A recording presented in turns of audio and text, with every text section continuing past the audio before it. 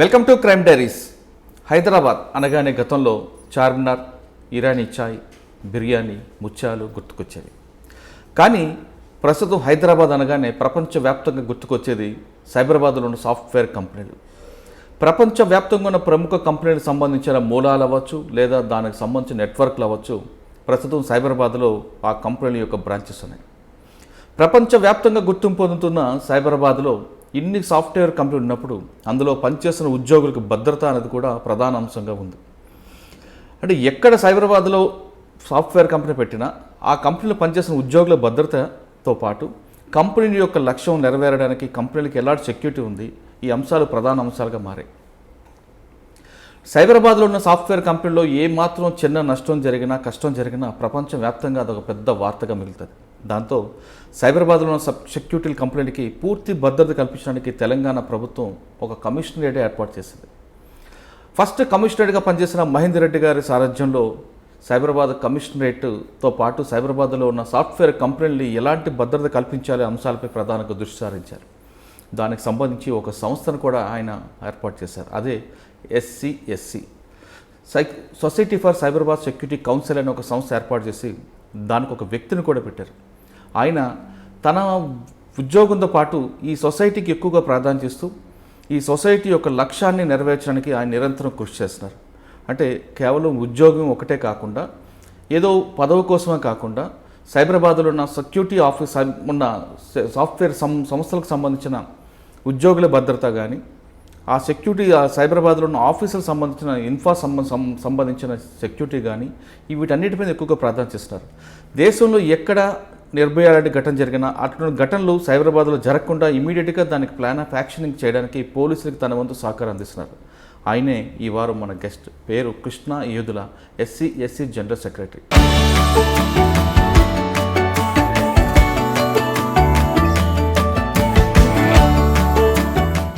అసలు SCSC అనే సంస్థ ప్రారంభించడానికి యొక్క లక్ష్యం ఏంటి? ఆ సంస్థ ప్రారంభించిన దాదాపు నేటికి 15 సంవత్సరాలు గడుస్తున్న సమయంలో ఆ సంస్థ యొక్క లక్ష్యాన్ని నెరవేరారా లేదా, పోలీసుల సహకారం ఏ విధంగా ఉంది, పోలీసులకి ఈ సంస్థ నుంచి ఎటువంటి సహకారం అందుతుంది అనే అంశాలపై ఆయన అడిగి తెలుసుకుందాం. కృష్ణ గారు నమస్తే అండి. నమస్తే. కృష్ణ గారు దాదాపు 15 సంవత్సరాల నుంచి ఈ సంస్థ పెట్టారండి, SCSC. అసలు ఈ సంస్థ పెట్టడానికి గల కారణం, ముఖ్య ఉద్దేశం ఏంటి? పోలీసులకి మీరు కలిపి జాయింట్ ఆపరేషన్ చేయడం వలన సైబరాబాద్లో ఉన్న సాఫ్ట్వేర్ కంపెనీలన్నిటికీ ఎలాంటి మీరు ప్రాధాన్యత ఇస్తున్నారు? అంటే ముఖ్యంగా ఎంప్లాయీస్కి భద్రతతో పాటు ఆ సంస్థ యొక్క లక్ష్యానికి, సంస్థలకి యొక్క భద్రతకి ఎలాంటి ప్రాధాన్యత ఇస్తున్నారు? వీటన్నిటితో పాటు ఇటీవల జరిగిన కరోనా టైంలో మీ సంస్థ మీ ప్రాధాన్యత ఏ విధంగా ఉంది? అంతేకాకుండా కేవలం సైబరాబాద్కే మీరు పరిమితం అవుతున్నారా, లేదంటే తెలంగాణలో రాచకొండ, హైదరాబాద్ ప్రాంతాలతో పాటు వరంగల్, ఖమ్మం ఆ ఏరియాలో కూడా సాఫ్ట్వేర్ కంపెనీలు డెవలప్మెంట్ అవుతున్నాయి. ఆ ప్రాంతాల్లో మీరు విస్తరిస్తారా? అంటే కేవలం సాఫ్ట్వేర్ కంపెనీలకే భద్రత కల్పించడంతో పాటు సైబరాబాద్లో సాఫ్ట్వేర్ కంపెనీతో పాటు ఫార్మా సెక్టర్ కూడా బాగా డెవలప్ అవుతుంది. వాటిలో కూడా మీరు ఇన్వాల్వ్మెంట్ అవుతారా అనే ప్రశ్నలకు సమాధానం చెప్పే ముందు కృష్ణ యోధుల గారి యొక్క కుటుంబ నేపథ్యం చెప్పండి. ఇప్పుడు మొట్టమొదటిగా ఈ ఆలోచన society for Cyberabad security council పెట్టాలనే ఆలోచన అప్పట్లో commissioner of police Mahender Reddy గారు, మీరు అన్నట్టుగా మహేందర్ రెడ్డి గారికి ఆలోచన వచ్చింది మొదటిగా. ఇది ఎప్పుడంటే 2006లో, దాదాపు ఇప్పుడు 15 ఇయర్స్ మనం కంప్లీట్ చేసుకున్నాము. ఎందుకు ఈ ఆలోచన వచ్చింది అప్పట్లో అంటే, ఐటీ ఇండస్ట్రీ మీరు చూసినట్టయితే మొట్టమొదటిగా ఐటీ ఇండస్ట్రీ స్టార్ట్ అయింది సోమాజిగూడ, బేగంపేట ఆ ఏరియాల్లో. అక్కడి నుంచి మొదలుకొని మనకి సైబర్ టవర్స్తో మొదలయ్యి ఐటీ ఇండస్ట్రీ వెస్ట్రన్ హైదరాబాద్కి షిఫ్ట్ అయినప్పుడు ఫస్ట్ ఫేజ్ 1 సైబర్ టవర్స్, ఆ తర్వాత ఫేజ్ 2 హైటెక్ సిటీ, ఇవన్నీ డెవలప్ అవుతూ ఫైనాన్షియల్ డిస్ట్రిక్ట్ వైపు గచ్చిబౌలికి ఫైనాన్షియల్ డిస్ట్రిక్ట్ ఎక్స్టెండ్ అవుతూ వెళ్తుండగా అప్పుడు మహేందర్ రెడ్డి గారుకి ఈ ఆలోచన వచ్చింది. ఎందుకంటే ఇన్ఫ్రాస్ట్రక్చర్ ఇంకా ఎవాల్వ్ అవుతుంది అప్పుడు ఐటీ ఇండస్ట్రీకి. ఈ వెస్ట్రన్ హైదరాబాద్ అనేది న్యూ ప్లేస్. అప్పట్లో ల్యాండ్ అలాట్మెంట్స్ గవర్నమెంట్ TSIC, అప్పుడు ఉమ్మడి రాష్ట్రం government of Andhra Pradesh land allotments చేస్తూ ఐటీ కంపెనీలని ఇన్వైట్ చేస్తూ ఇండియాకి, హైదరాబాద్కి ఇవన్నీ సెటప్ చేస్తున్నప్పుడు ఇన్ఫ్రాస్ట్రక్చర్ పూర్తిగా లేదు ఆ కాలంలో. ఇంకోటి ఏంటంటే మహిళా భద్రత, అదొక ప్రాధాన్యం ఆ కాలంలో. ఇంకొక విషయం ఏముండే అంటే అప్పట్లో మనం చూసినట్టయితే టెర్రరిస్ట్ థ్రెట్లు చాలా ఉండేటివి హైదరాబాద్ సిటీకి. ఎస్పెషల్లీ మనం చూసినట్టయితే బాంబ్ బ్లాస్ట్లు అయ్యాయి ఇదివరకు. అవన్నీ దృష్టిలో పెట్టుకొని ఒక చిన్న ఇన్సిడెంట్ ఒకవేళ ఈ వెస్ట్రన్ హైదరాబాద్లో అలాంటిది ఏమన్నా జరిగితే అది వరల్డ్ ప్రామినెన్స్ అట్రాక్షన్ అవుతుంది, అంటే నెగిటివ్ పబ్లిసిటీ అవుతుంది. అండ్ ఏ మల్టీనేషనల్ కంపెనీ కూడా హైదరాబాద్లో సెటప్ చేయాలంటే apart from the progressive governments, వాళ్ళు ఆ సిటీలో ఇన్ఫ్రాస్ట్రక్చర్ ఎలా ఉంది, నెంబర్ 1, సేఫ్టీ సెక్యూరిటీ ఎలా ఉందనేది ఫస్ట్ చూస్తారు. అది చూసిన తర్వాతే వాళ్ళు ఏ సిటీకి వెళ్దాము ఇండియాలో అన్నది డిసైడ్ అవుతారు. అది దృష్టిలో పెట్టుకొని మహేందర్ రెడ్డి గారు మా కొంతమంది ఐటీ కంపెనీ రిప్రజెంటేటివ్స్తో కలిసి చర్చలు జరిపారు. మొదటిగా ఇలా మనం దీన్ని సేఫ్టీ సెక్యూరిటీ ఇంప్రూవ్ చేయాలంటే ఇక్కడ ఒక మంచి నమ్మకం కలిగించాలి ఇన్వెస్టర్స్కి, అంటే ఏం చేద్దాం, ఒక కౌన్సిల్ ఏర్పాటు చేస్తే బాగుంటుందని చెప్పి ఇనీషియల్గా 2-3 మీటింగ్స్ అయ్యాయి. అయిన తర్వాత మా అందరి థాట్స్ అలైన్ అయ్యి దానికి ఒక బైలాస్ అలాంటిది ఏర్పాటు చేసుకొని దానికి ఆఫీస్ బేరర్స్ ఎవరు, ఈ ఆర్గనైజేషన్ ఎలా రన్ చేయాలి, దానికి స్టాండర్డ్ ఆపరేటింగ్ ప్రొసీజర్స్ ఏమేమి, ఏ ఏరియాల్లో మనం వర్క్ చేయాలి కౌన్సిల్లో, అవన్నీ డిస్కస్ అయ్యి తర్వాత కౌన్సిల్ ఏర్పాటు చేయడం జరిగింది. సో మొట్టమొదటిగా మనకి ఎలా అంటే 4 ఏరియాస్ ఐడెంటిఫై చేసాం మనం, ఫోకస్ ఏరియాస్ అనమాట. ఒకటి ఉమెన్ సేఫ్టీ, మహిళా భద్రత, తర్వాత రోడ్ భద్రత, రోడ్ సేఫ్టీ, ఇంకోటి ఇన్ఫ్రాస్ట్రక్చర్ సెక్యూరిటీ. ఎందుకంటే అప్పట్లో నేను అన్నట్టుగా టెర్రరిస్ట్ థ్రెట్స్ ఎక్కువగా ఉండింది. సో అప్పుడు ఈ మొత్తం ఐటీ కారిడార్లో ఐటీ క్యాంపసెస్ సెటప్ చేస్తున్నప్పుడు అవి ఎంత సెక్యూర్గా ఉన్నాయి, దానికి కావాల్సిన స్టాండర్డ్ ఆపరేటింగ్ ప్రొసీజర్స్ ఏముండాలి, చెక్స్ బ్యాలెన్సెస్ ఏముండాలి, ప్రివెంటివ్ మెజర్స్ మనం ఎలా తీసుకోవాలి, కంపెనీస్ కానీ పోలీస్ కానీ. ప్లస్ ఇవన్నీ కాకుండా పోలీస్ డిపార్ట్మెంట్ ఎన్ని మెజర్స్ తీసుకున్నా కానీ ఎండ్ ఆఫ్ ది డే అది ఇండస్ట్రీతో కొలాబరేట్ అవ్వకపోతే దాన్ని మనం గ్రౌండ్ లెవెల్ వరకు ఆ కంట్రోల్స్ని మనం తీసుకెళ్ళలేం, ఎంప్లాయీ లెవెల్ వరకు మనం తీసుకెళ్ళలేం. అందుకే ఒక కొలాబరేటివ్ బాడీ అనేది చాలా చాలా ఇంపార్టెంట్. అది దృష్టిలో పెట్టుకొని ఈ కౌన్సిల్ అనేది ఏర్పాటు చేయడం జరిగింది 2006లో. అప్పట్లో ఆ థాట్ వచ్చినప్పుడు మరి ఈ ఆర్గనైజేషన్ సెటప్ చేస్తే ఇది ఎలా రన్ అవుతుంది, బికాస్ ఏ ఆర్గనైజేషన్ సెటప్ చేసినా కానీ మనం ప్రోగ్రామ్స్ చేపట్టాలంటే డబ్బులు అవసరం, ఫైనాన్షియల్ సపోర్ట్ అవసరం.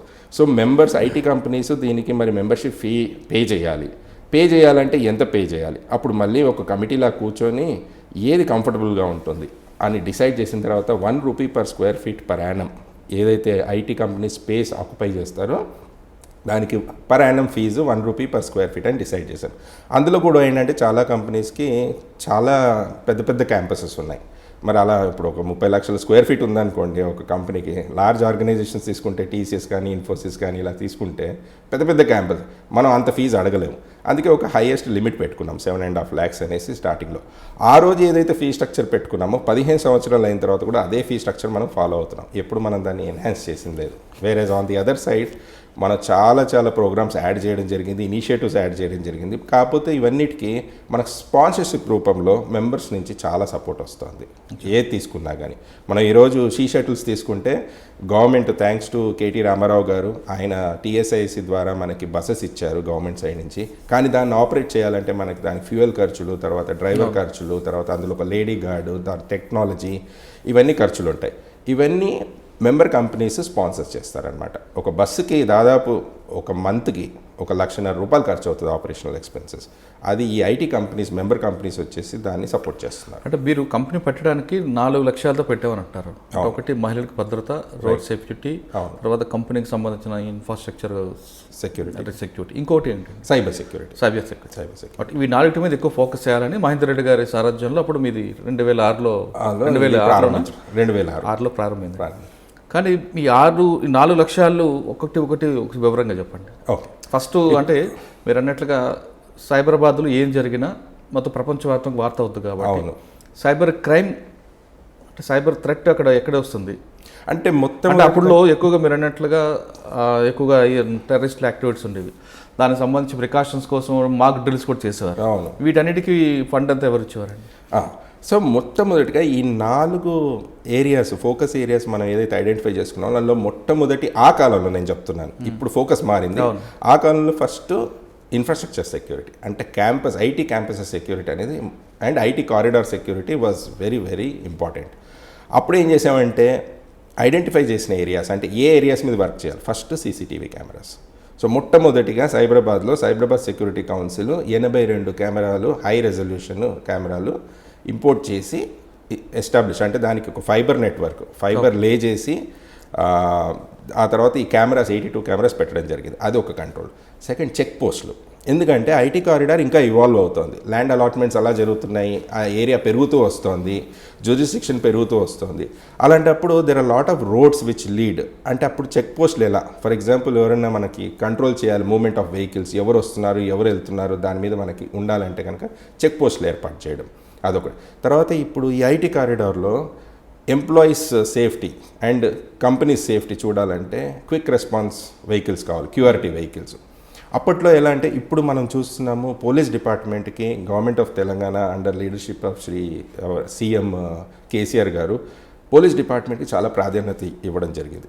అలాగే చాలా బడ్జెట్ కూడా ఇవ్వడం జరిగింది. ఇన్ఫ్రాస్ట్రక్చర్ చాలా బాగుంది ఇప్పుడు పోలీస్ డిపార్ట్మెంట్ చూసుకున్నట్టే.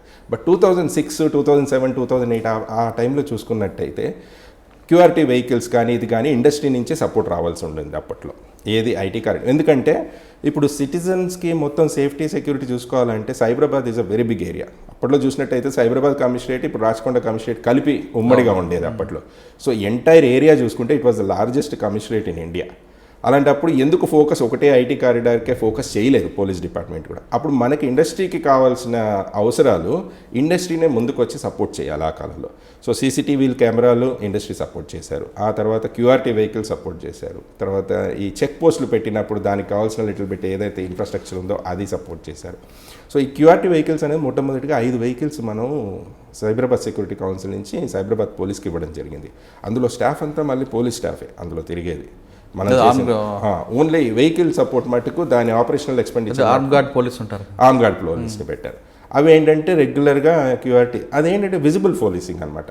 ఎలా ఇప్పుడు మహిళలు సిటీ నుంచి ఎక్కడి నుంచి వచ్చినా కానీ ఈ వెస్టర్న్ సైడ్ వస్తున్నారు, ఎందుకంటే అప్పట్లో అంత రెసిడెన్షియల్ ఏరియాస్ కూడా ఇక్కడ లేవు. ఎవరైనా కానీ బయట నుంచి ఈస్ట్, వెస్ట్, నార్త్, సెంట్రల్ నుంచి రావాల్సిందే ఈ వెస్టర్న్ ఐటీ కారిడార్కి. వచ్చినప్పుడు రాత్రి వెళ్ళాలంటే కూడా ఇన్ఫ్రాస్ట్రక్చర్ అంతగా లేదు, స్ట్రీట్ లైటింగ్ అంత గొప్పగా అప్పట్లో లేకుండే. ఇవన్నీ చూసుకోవాలంటే క్యూఆర్టీ వెహికల్స్ అనేది ఒక విజిబుల్ కంఫర్ట్ ఇస్తుంది, పోలీసింగ్ ఉందని చెప్పేసి. సో దీంతో ఫస్ట్ ఫోకస్ వచ్చేసి మనము ఇన్ఫ్రాస్ట్రక్చర్ సెక్యూరిటీ అండ్ సేఫ్టీ మీద ప్రాధాన్యత ఇచ్చాం. దాని తర్వాత ఉమెన్ సేఫ్టీ, మహిళా భద్రత. అంటే ఉమెన్ సేఫ్టీకి వెళ్లే ముందు మీరు చెప్తున్న 2006 నుంచి స్టార్ట్ అయిన తర్వాత అప్పుడు ప్రత్యేక రాష్ట్ర ఉద్యమం కూడా చాలా తీవ్ర స్థాయిలో ఉంది. అంటే అప్పుడు ఇక్కడ మీరు చెప్తున్న సాఫ్ట్వేర్ కంపెనీ మీద ఏమాత్రం చిన్న స్టోన్ పడినా అది ప్రపంచవ్యాప్తంగా వార్త అవుతుందని పోలీసులు కూడా భావించేవారు. మరి ఆ టైంలో సైబరాబాద్ సెక్యూరిటీకి మీ సంస్థ నుంచి పోలీసులు ఏ విధంగా సహకరించారు? ఓకే, సో మనకు ఒక లక్ష్యం ఈ సైబరాబాద్ సెక్యూరిటీ కౌన్సిల్ పెట్టడానికి ఏంటంటే ఒక కనెక్ట్ ఏర్పరచడానికి, ఒక లింక్ బ్రిడ్జ్ ఏర్పాటు చేయడానికి కోసం ఈ కౌన్సిల్ పెట్టారు, పోలీస్కిను ఇండస్ట్రీతో ఇంటరాక్ట్ అవ్వడానికి. సో ఇలాంటివి ఏ ఛాలెంజెస్ వచ్చినా, ఫర్ ఎగ్జాంపుల్ ఇప్పుడు తెలంగాణ ఎడ్యుకేషన్ మీరు అన్నట్టుగా ఆ టైంలో నాకు గుర్తుంటే కరెక్ట్గా 28, 29 సార్లు ఎడ్యుకేషన్ బంద్లు అలాంటివి జరిగాయి. కానీ ఏ ఒక్క రోజు కూడా, ఏ ఒక్క గంట కూడా ఐటీ ఇండస్ట్రీకి ఇంపాక్ట్ జరగలేదు. అది ఎందుకు అయిందంటే పోలీస్ యంత్రాంగంతో, పోలీస్ లీడర్షిప్తో, మన ఇండస్ట్రీ లీడర్షిప్ ఈ సెక్యూరిటీ కౌన్సిల్ ద్వారా కొలాబరేట్ అయ్యి ప్రతిరోజు, ఫర్ ఎగ్జాంపుల్ రేపు ఏదైనా బంద్ ఉంది, లేకపోతే రేపు ఏదైనా ఎడ్యుకేషన్ ఉంది, కంప్లీట్ తెలంగాణ అంటే కంప్లీట్ స్టేట్ బంద్, లేకపోతే కంప్లీట్ సిటీ బంద్, లేకపోతే కంప్లీట్ రాస్తా రోకో ఉంది, ఏది ఉన్నా కానీ ముందే ప్రివెంటివ్ మెజర్స్ పోలీస్ తీసుకొని ఐటీ ఇండస్ట్రీకి ఇంపాక్ట్ కాకుండా ఆ క్యాబ్స్ మూవ్మెంట్ కూడా, అంటే ఎంప్లాయీస్ మీకు తెలుసు దాదాపు ఐటీ ఎంప్లాయీస్ అంతా క్యాబ్లో వస్తారు, క్యాబ్లో వెళ్తారు. క్యాబ్స్ కూడా ఏ ఒక్క సిటీ కార్నర్ నుంచి కూడా వచ్చినా కానీ అది ఇంపాక్ట్ కాకుండా స్మూత్గా వచ్చి వెళ్ళడానికి దానికి తగినటువంటి స్పెషల్ పాసెస్ ఇవ్వడమో, లేకపోతే దానికి ఒక లిస్ట్ మనం తయారు చేసి పోలీస్ వాళ్ళకి ముందే ఇవ్వడము, ఈ రూట్లో ఎన్ని క్యాబ్స్ వస్తున్నాయి, ఇదంతా చక్కగా జరిగేదన్నమాట. Well oiled machine. అదే టైంలో కొన్ని కంపెనీలకి బెదిరింపులు కూడా వచ్చాయి కదండి? వచ్చాయి, అప్పుడు కూడా వచ్చాయి. But with good collaboration and communication, regular communication, ఈ కంపెనీస్ అనేది ఎటువంటి ఇంపాక్ట్ అనేది వాళ్ళు చూడలేదు. దాదాపుగా బిజినెస్ అనేది స్మూత్గా, అంటే ఆ ఉద్యమం టైంలో కూడా ఎక్కడ కూడా ఇబ్బంది లేకుండా సజావుగా జరిగింది, ఇప్పుడు కూడా ఇబ్బంది కాలేదు.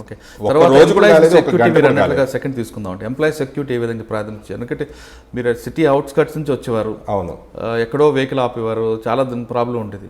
అదే టైంలో 2012 ఆ టైంలో ఢిల్లీలో నిర్భయ అనే ఒక సంఘటన జరిగింది. అవును, అప్పుడు చాలామంది హైదరాబాద్లో ఉన్న సాఫ్ట్వేర్ కంపెనీలో ఉన్న అమ్మాయిలు అందరూ కొంచెం భయపడ్డారు. అవును, ఎందుకంటే వాళ్ళ పేరెంట్స్ అందరూ ఎక్కడెక్కడో ఉంటారు, కరెక్ట్. తమ పిల్లలు ఇక్కడ ఉన్నారు, ఏం జరుగుతుందో అని ఒక పానిక్ క్రియేట్ అయింది. అవును.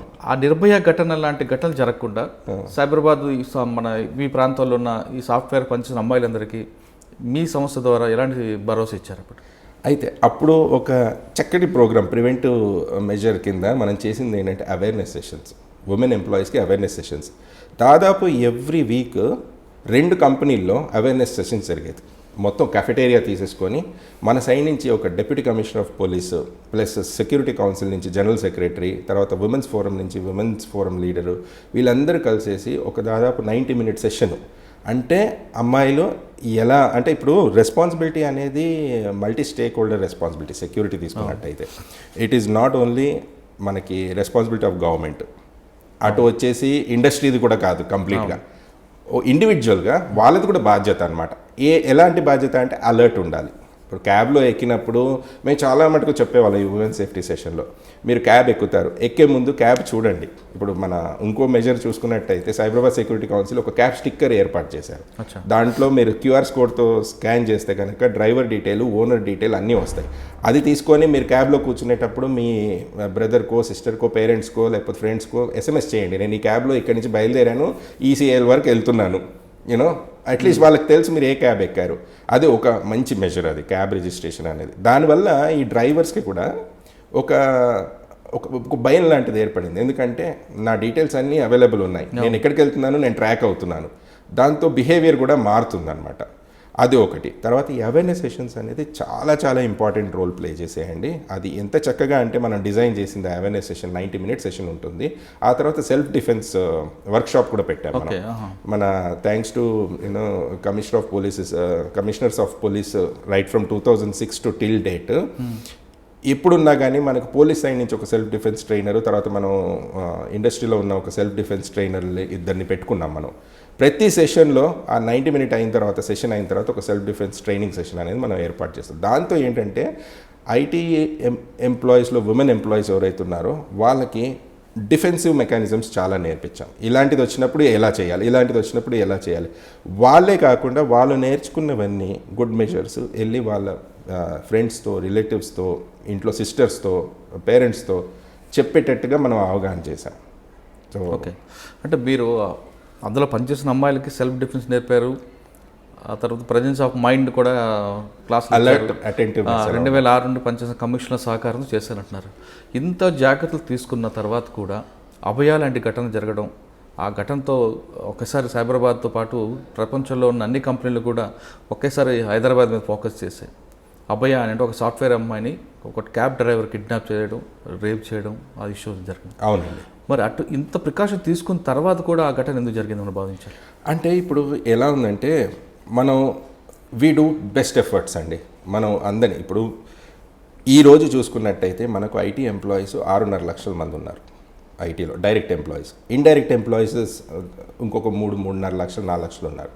దాదాపు 1 మిలియన్ ఎంప్లాయీస్ ఉన్నారు. ఎన్ని కంపెనీలు ఉంటాయండి? మనకి దాదాపు ఒక 1000 పైన కంపెనీలు ఉన్నాయండి, IT కంపెనీలు. అందులో మనకి లార్జ్ కంపెనీస్ అందరూ మనకి మెంబర్స్. అయితే కొన్ని కంపెనీస్ మనకి ఇంకా మెంబర్స్ కాదు. అయినా కానీ మన ప్రోగ్రామ్స్ ఏవైతే మంచి ప్రోగ్రామ్స్ మనం ఇంప్లిమెంట్ చేస్తామో ఫస్ట్ ప్రిఫరెన్స్ మనం మెంబర్స్కి ఇస్తాము. బట్ సేఫ్టీ సెక్యూరిటీ అందరి రెస్పాన్సిబిలిటీ కాబట్టి హోలిస్టిక్ అప్రోచ్ తీసుకోవాలి. కాబట్టి మనకు నాన్ మెంబర్స్ నుంచి కూడా రిక్వెస్ట్లు వచ్చినప్పుడు మనం ఇలాంటి ప్రోగ్రామ్స్ ఎక్స్టెండ్ చేయడం జరుగుతుంది. మనం కన్ఫైన్డ్గా ఓన్లీ మన మెంబర్స్కి అని చెప్పం. సో కవరేజ్ ఎలా ఉంటుందంటే మన అవేర్నెస్ సెషన్స్ చేసినా కానీ ఇప్పుడు 10 లక్షల మందిలో తీసుకుంటే డైవర్సిటీ రేషియో తీసుకుంటే ఒక 35% ఇండస్ట్రీ యావరేజ్. 3.5 లక్షల మంది ఉమెన్. ఆ 3.5 లక్షల మంది ఉమెన్లో మనం అవగాహన చేసినప్పుడు ఎక్కడో కొంత ఈ అటెంటివ్నెస్లో అంటే it all depends on individual capability also, how to learn and internalise ఇవన్నీ అవగాహనలు ఇంటర్నలైజ్ చేసుకొని ఎలా అటెంటివ్గా ఉండాలి. ఎండ్ ఆఫ్ ది డే ఒక కామన్ సెన్స్ అనేది కూడా ఉంటుందన్నమాట. అప్పుడప్పుడు మనం అది కొంచెం ఏదో పర్సనల్ ఇబ్బందుల వల్ల ఏదో అటెంటివ్గా ఉండకపోవచ్చు. ఇలాంటి ఘటన జరిగింది. అలాగే నేను అన్నది క్యాబ్ డ్రైవర్ సెన్సిటైజేషన్ ప్రోగ్రామ్స్ చేశాము. బట్ దెన్ క్యాబ్ డ్రైవర్స్ కూడా మనం అన్ని విధాలా కవర్ చేయడానికే ట్రై చేస్తాం. ఈరోజు చూసుకున్నట్టయితే క్యాబ్స్ దాదాపు అంటే ప్రీ కోవిడ్ టైంలో చెప్పాలంటే 1,00,000 క్యాబ్స్ ఉన్నాయి హైదరాబాద్లో. మనం దాదాపు 25,000 నుంచి 30,000 మంది క్యాబ్ డ్రైవర్స్కి సెన్సిటైజ్ చేసాం. ఇంకా చాలా చేయాల్సింది ఉంది. కాకపోతే ఏంటంటే ఒక మెసేజ్ అనేది వెళ్తుంది స్ట్రాంగ్గా. అంటే అభయ లాంటి ఘటన జరిగినప్పుడు చాలా మంది భయపడ్డారండి. హైదరాబాద్లో ఏదో జరిగిపోతుంది అని కొంతమంది బెంగళూరు షిఫ్ట్ అవడానికి, కొంతమంది కొన్ని వేరే వేరే కంపెనీకి వెళ్ళడం చేశారు. అంటే ఇక్కడున్న మిగతా అమ్మాయిలకి మీరు ఈ ఎస్సీ సంస్థ ద్వారా ఎలాంటి భరోసా ఇచ్చారు?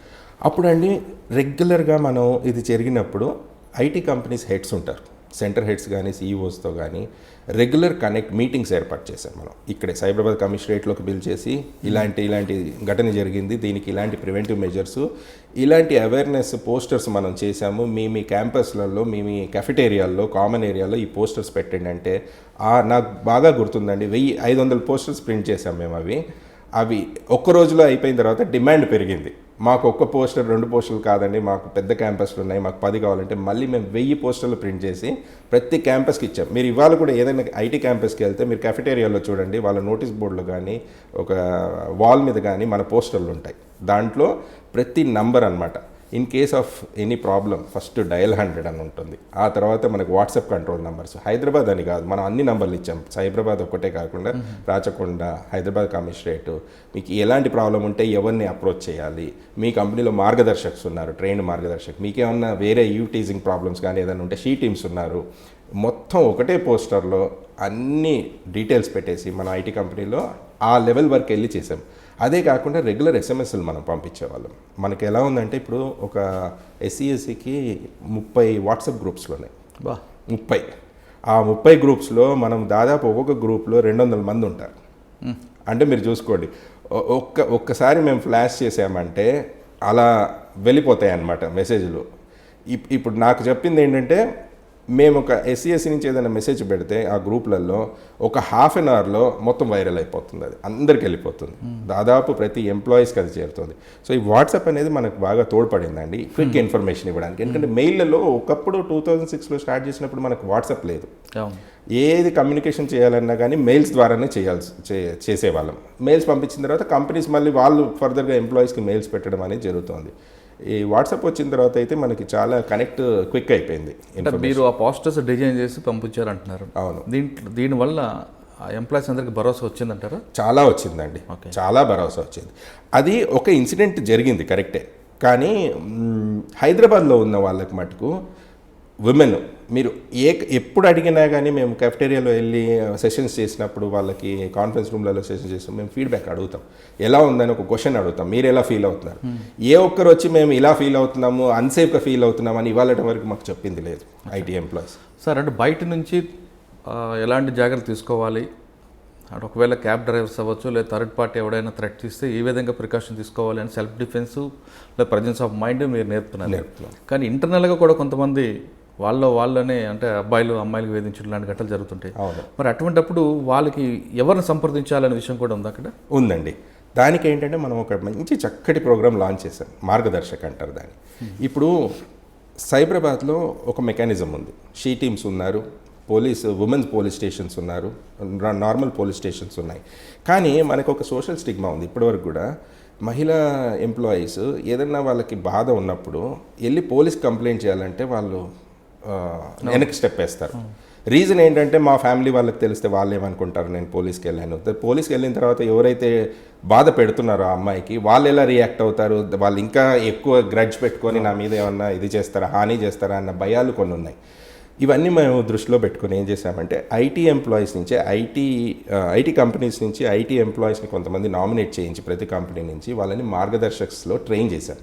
ఆ ట్రైనింగ్ ఏంటంటే 3 లెవెల్స్ ఆఫ్ ట్రైనింగ్ అవుతాయి వాళ్ళని before we certify them as Margdarshak. First లెవెల్లో మనం అన్ని లాస్ చెప్తాం, ఉమెన్ సేఫ్టీ లాస్, ఎన్నో లాస్ ఉన్నాయి మనకి ఇండియా లెవెల్లో, స్టేట్ లెవెల్లో చాలా లాస్ ఉన్నాయి. తర్వాత వీటి మీద చెప్పిన తర్వాత వాళ్ళకి ఫీల్డ్ ట్రిప్స్ చేస్తాం సెకండ్ లెవెల్లో. ఎలా అంటే మన భరోసా సెంటర్కి కానీ, ఒక సఖీ సెంటర్కి కానీ, లేకపోతే ఉమెన్ పోలీస్ స్టేషన్కి ఎలా వర్క్ చేస్తాయి, అసలు కంప్లైంట్స్ ఎలా వస్తాయి, ఎలా ట్యాకిల్ చేస్తారు, వీళ్ళు దాన్ని ఎలా హ్యాండిల్ చేస్తారు, టీమ్స్ ఎలా వర్క్ చేస్తాయి, తర్వాత ఈ సెల్ఫ్ డిఫెన్స్ మెకానిజమ్స్ ఎలా ఉన్నాయి, ఇవన్నీ చూసుకొని థర్డ్ లెవెల్లో ఏం చేస్తామంటే మనం వాళ్ళకి ఒక అసెస్మెంట్ టెస్ట్ పెడతాం. వాళ్ళన్నీ నేర్చుకున్నది కరెక్ట్ అయినా నేర్చుకున్నారా లేదా అని చేసి ఆ తర్వాత వాళ్ళకి సర్టిఫికేషన్ చేస్తాం. ఇప్పుడు ఈ మార్గదర్శక్స్ ఫర్ ఎగ్జాంపుల్ ఒక ఇన్ఫోసిస్లోనో, కాగ్నిజెంట్లోనో, విప్రోలోనో, టీసీఎస్లోనో ఈ మార్గదర్శక్స్ వాళ్ళు ఏం చేస్తారు, మేనేజ్మెంట్ ఆఫ్ దోస్ కంపెనీస్ అందరు ఎంప్లాయీస్కి సర్క్యులేట్ చేస్తారు. ఈ మన కంపెనీలో ఇంతమంది మార్గదర్శక సెక్యూరిటీ కౌన్సిల్ ద్వారా ట్రైన్ అయ్యారు, మీకు ఏమన్నా ట్రబుల్ ఉన్నప్పుడు, whether it is a domestic trouble or eve teasing trouble or colleagues కూడా ఏమన్నా మీకు ట్రబుల్ చేస్తే, అఫ్కోర్స్ ఎవరైనా కొలీగ్స్ ట్రబుల్ చేసినప్పుడు ఇంటర్నల్స్ కమిటీ అనే ఒక కమిటీ ఉంటుంది ప్రతి ఆర్గనైజేషన్లో, మీకు తెలిసిందే అది. వాళ్ళు ఏంటంటే సెక్షువల్ హెరాస్మెంట్స్ డీల్ చేస్తారు, వర్క్ ప్లేస్ సెక్షువల్ హెరాస్మెంట్స్ మీద డీల్ చేస్తారు. బట్ ప్రతిసారి అమ్మాయికి వర్క్ ప్లేస్లోనే ప్రాబ్లం కాదు, వచ్చేటప్పుడు దారిలో ఎవరైనా ట్రబుల్ చేయొచ్చు కాలనీలో, ఆమె ఎవరికి వెళ్ళి చెప్పాలి అన్నది ఉంటుంది. ఈ మార్గదర్శక్స్ ఏంటంటే వాళ్ళకి ఆన్ ద ఫ్లోర్ హెల్ప్ కావాలనగానే వాళ్ళకి పక్కన వచ్చి ఒక ఫ్రెండ్తో మాట్లాడుకొని ఫస్ట్ ఈ మార్గదర్శక్స్ ఎలా ట్రైన్ చేశారంటే వాళ్ళు ఇది చెయ్యండి అది చెయ్యండి అని చెప్పరు వాళ్ళకి. ఇవి మీకు ఆప్షన్స్ అవైలబుల్ ఉన్నాయి, given the situation, gravity of situation, intensity of situation, వాళ్ళ ఆ మూమెంట్లో ఏది చేస్తే బాగుండొచ్చు, ఎవరికి వెళ్ళి అప్రోచ్ చేస్తే బాగుండొచ్చు అనేది చెప్తారు. They will again refer them back to either she teams కానీ లేకపోతే ఒక భరోసా సెంటర్ కానీ, depending on the nature of the problem that women is facing, వీళ్ళు గైడ్ చేస్తారు అంతే.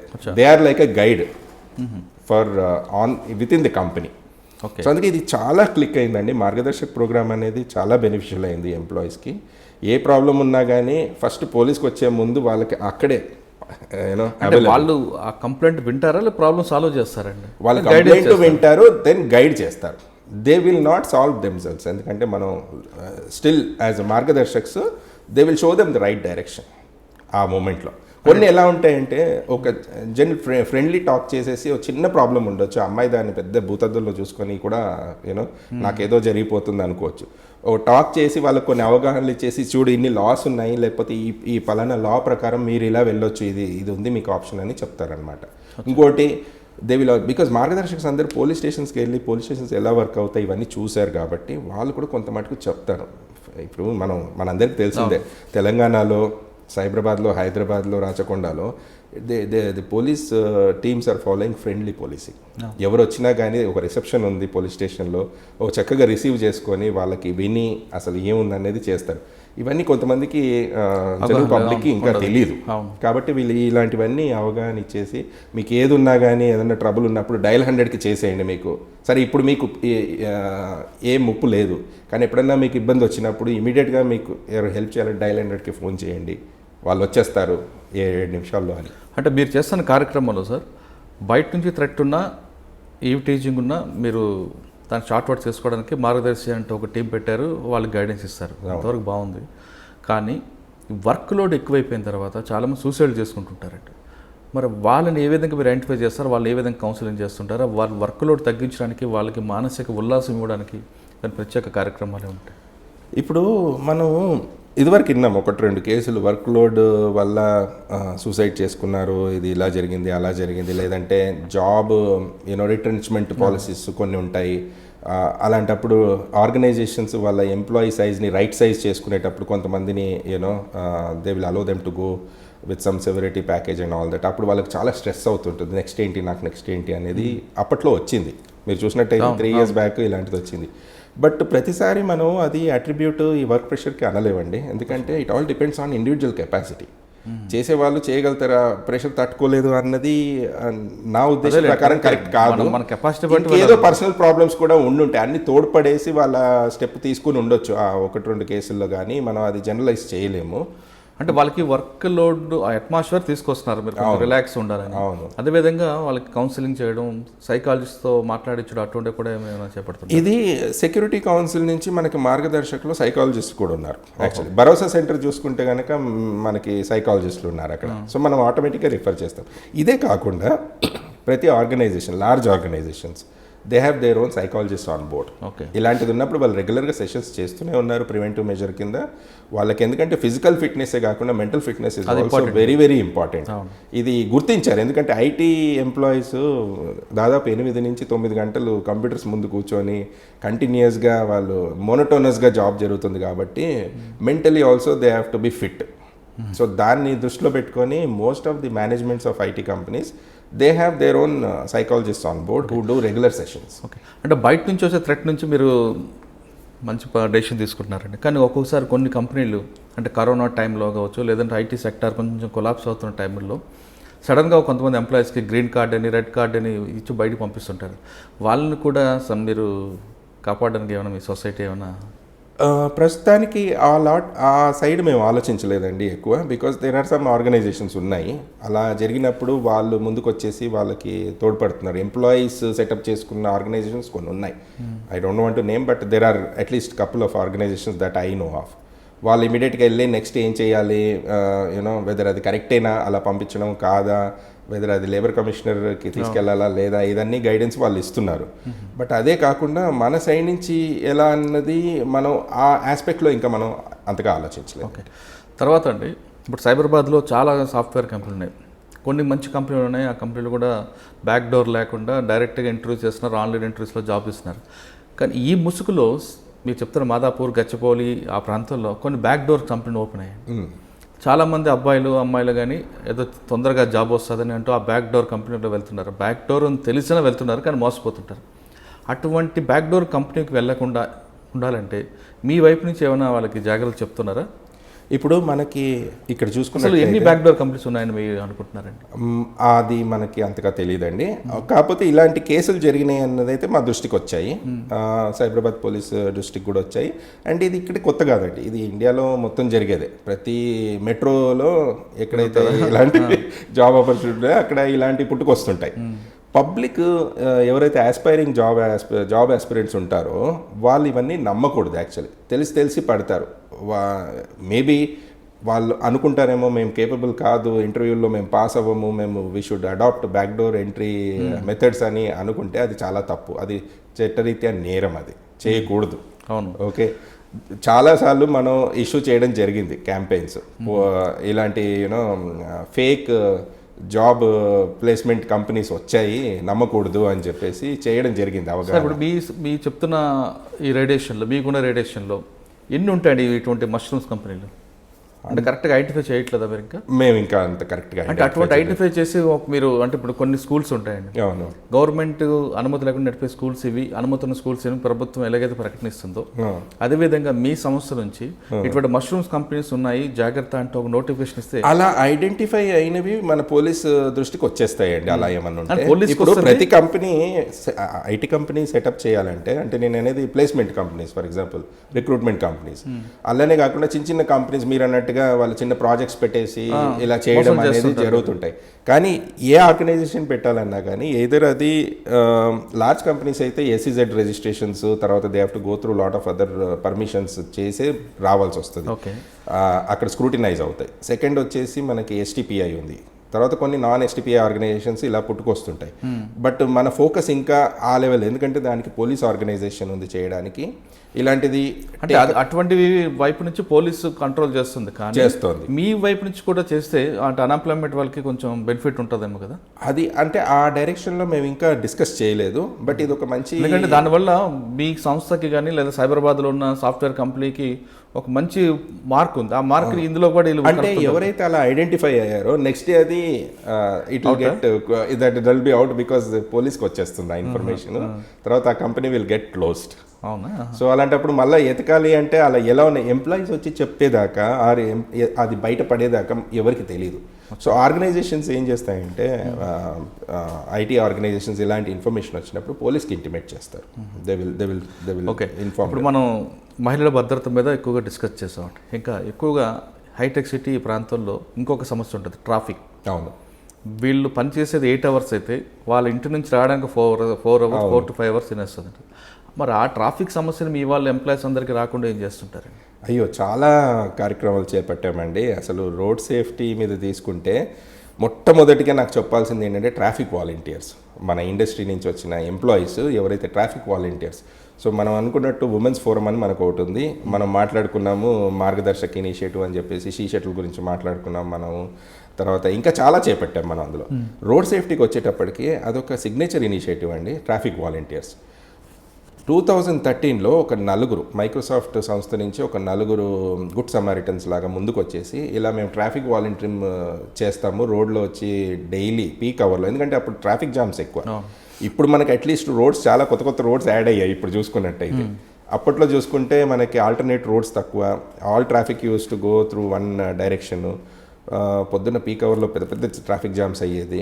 దానివల్ల మనకి లాస్ ఆఫ్ ప్రొడక్షన్ యాక్చువల్లీ, ఎంత ఎంప్లాయీస్ రోడ్డు మీద స్పెండ్ చేస్తే. అయితే ఎంప్లాయీస్ ముందుకు వచ్చారు. అప్పట్లో traffic forum of SCSC collaborated with Cyberabad traffic police and trained these traffic volunteers.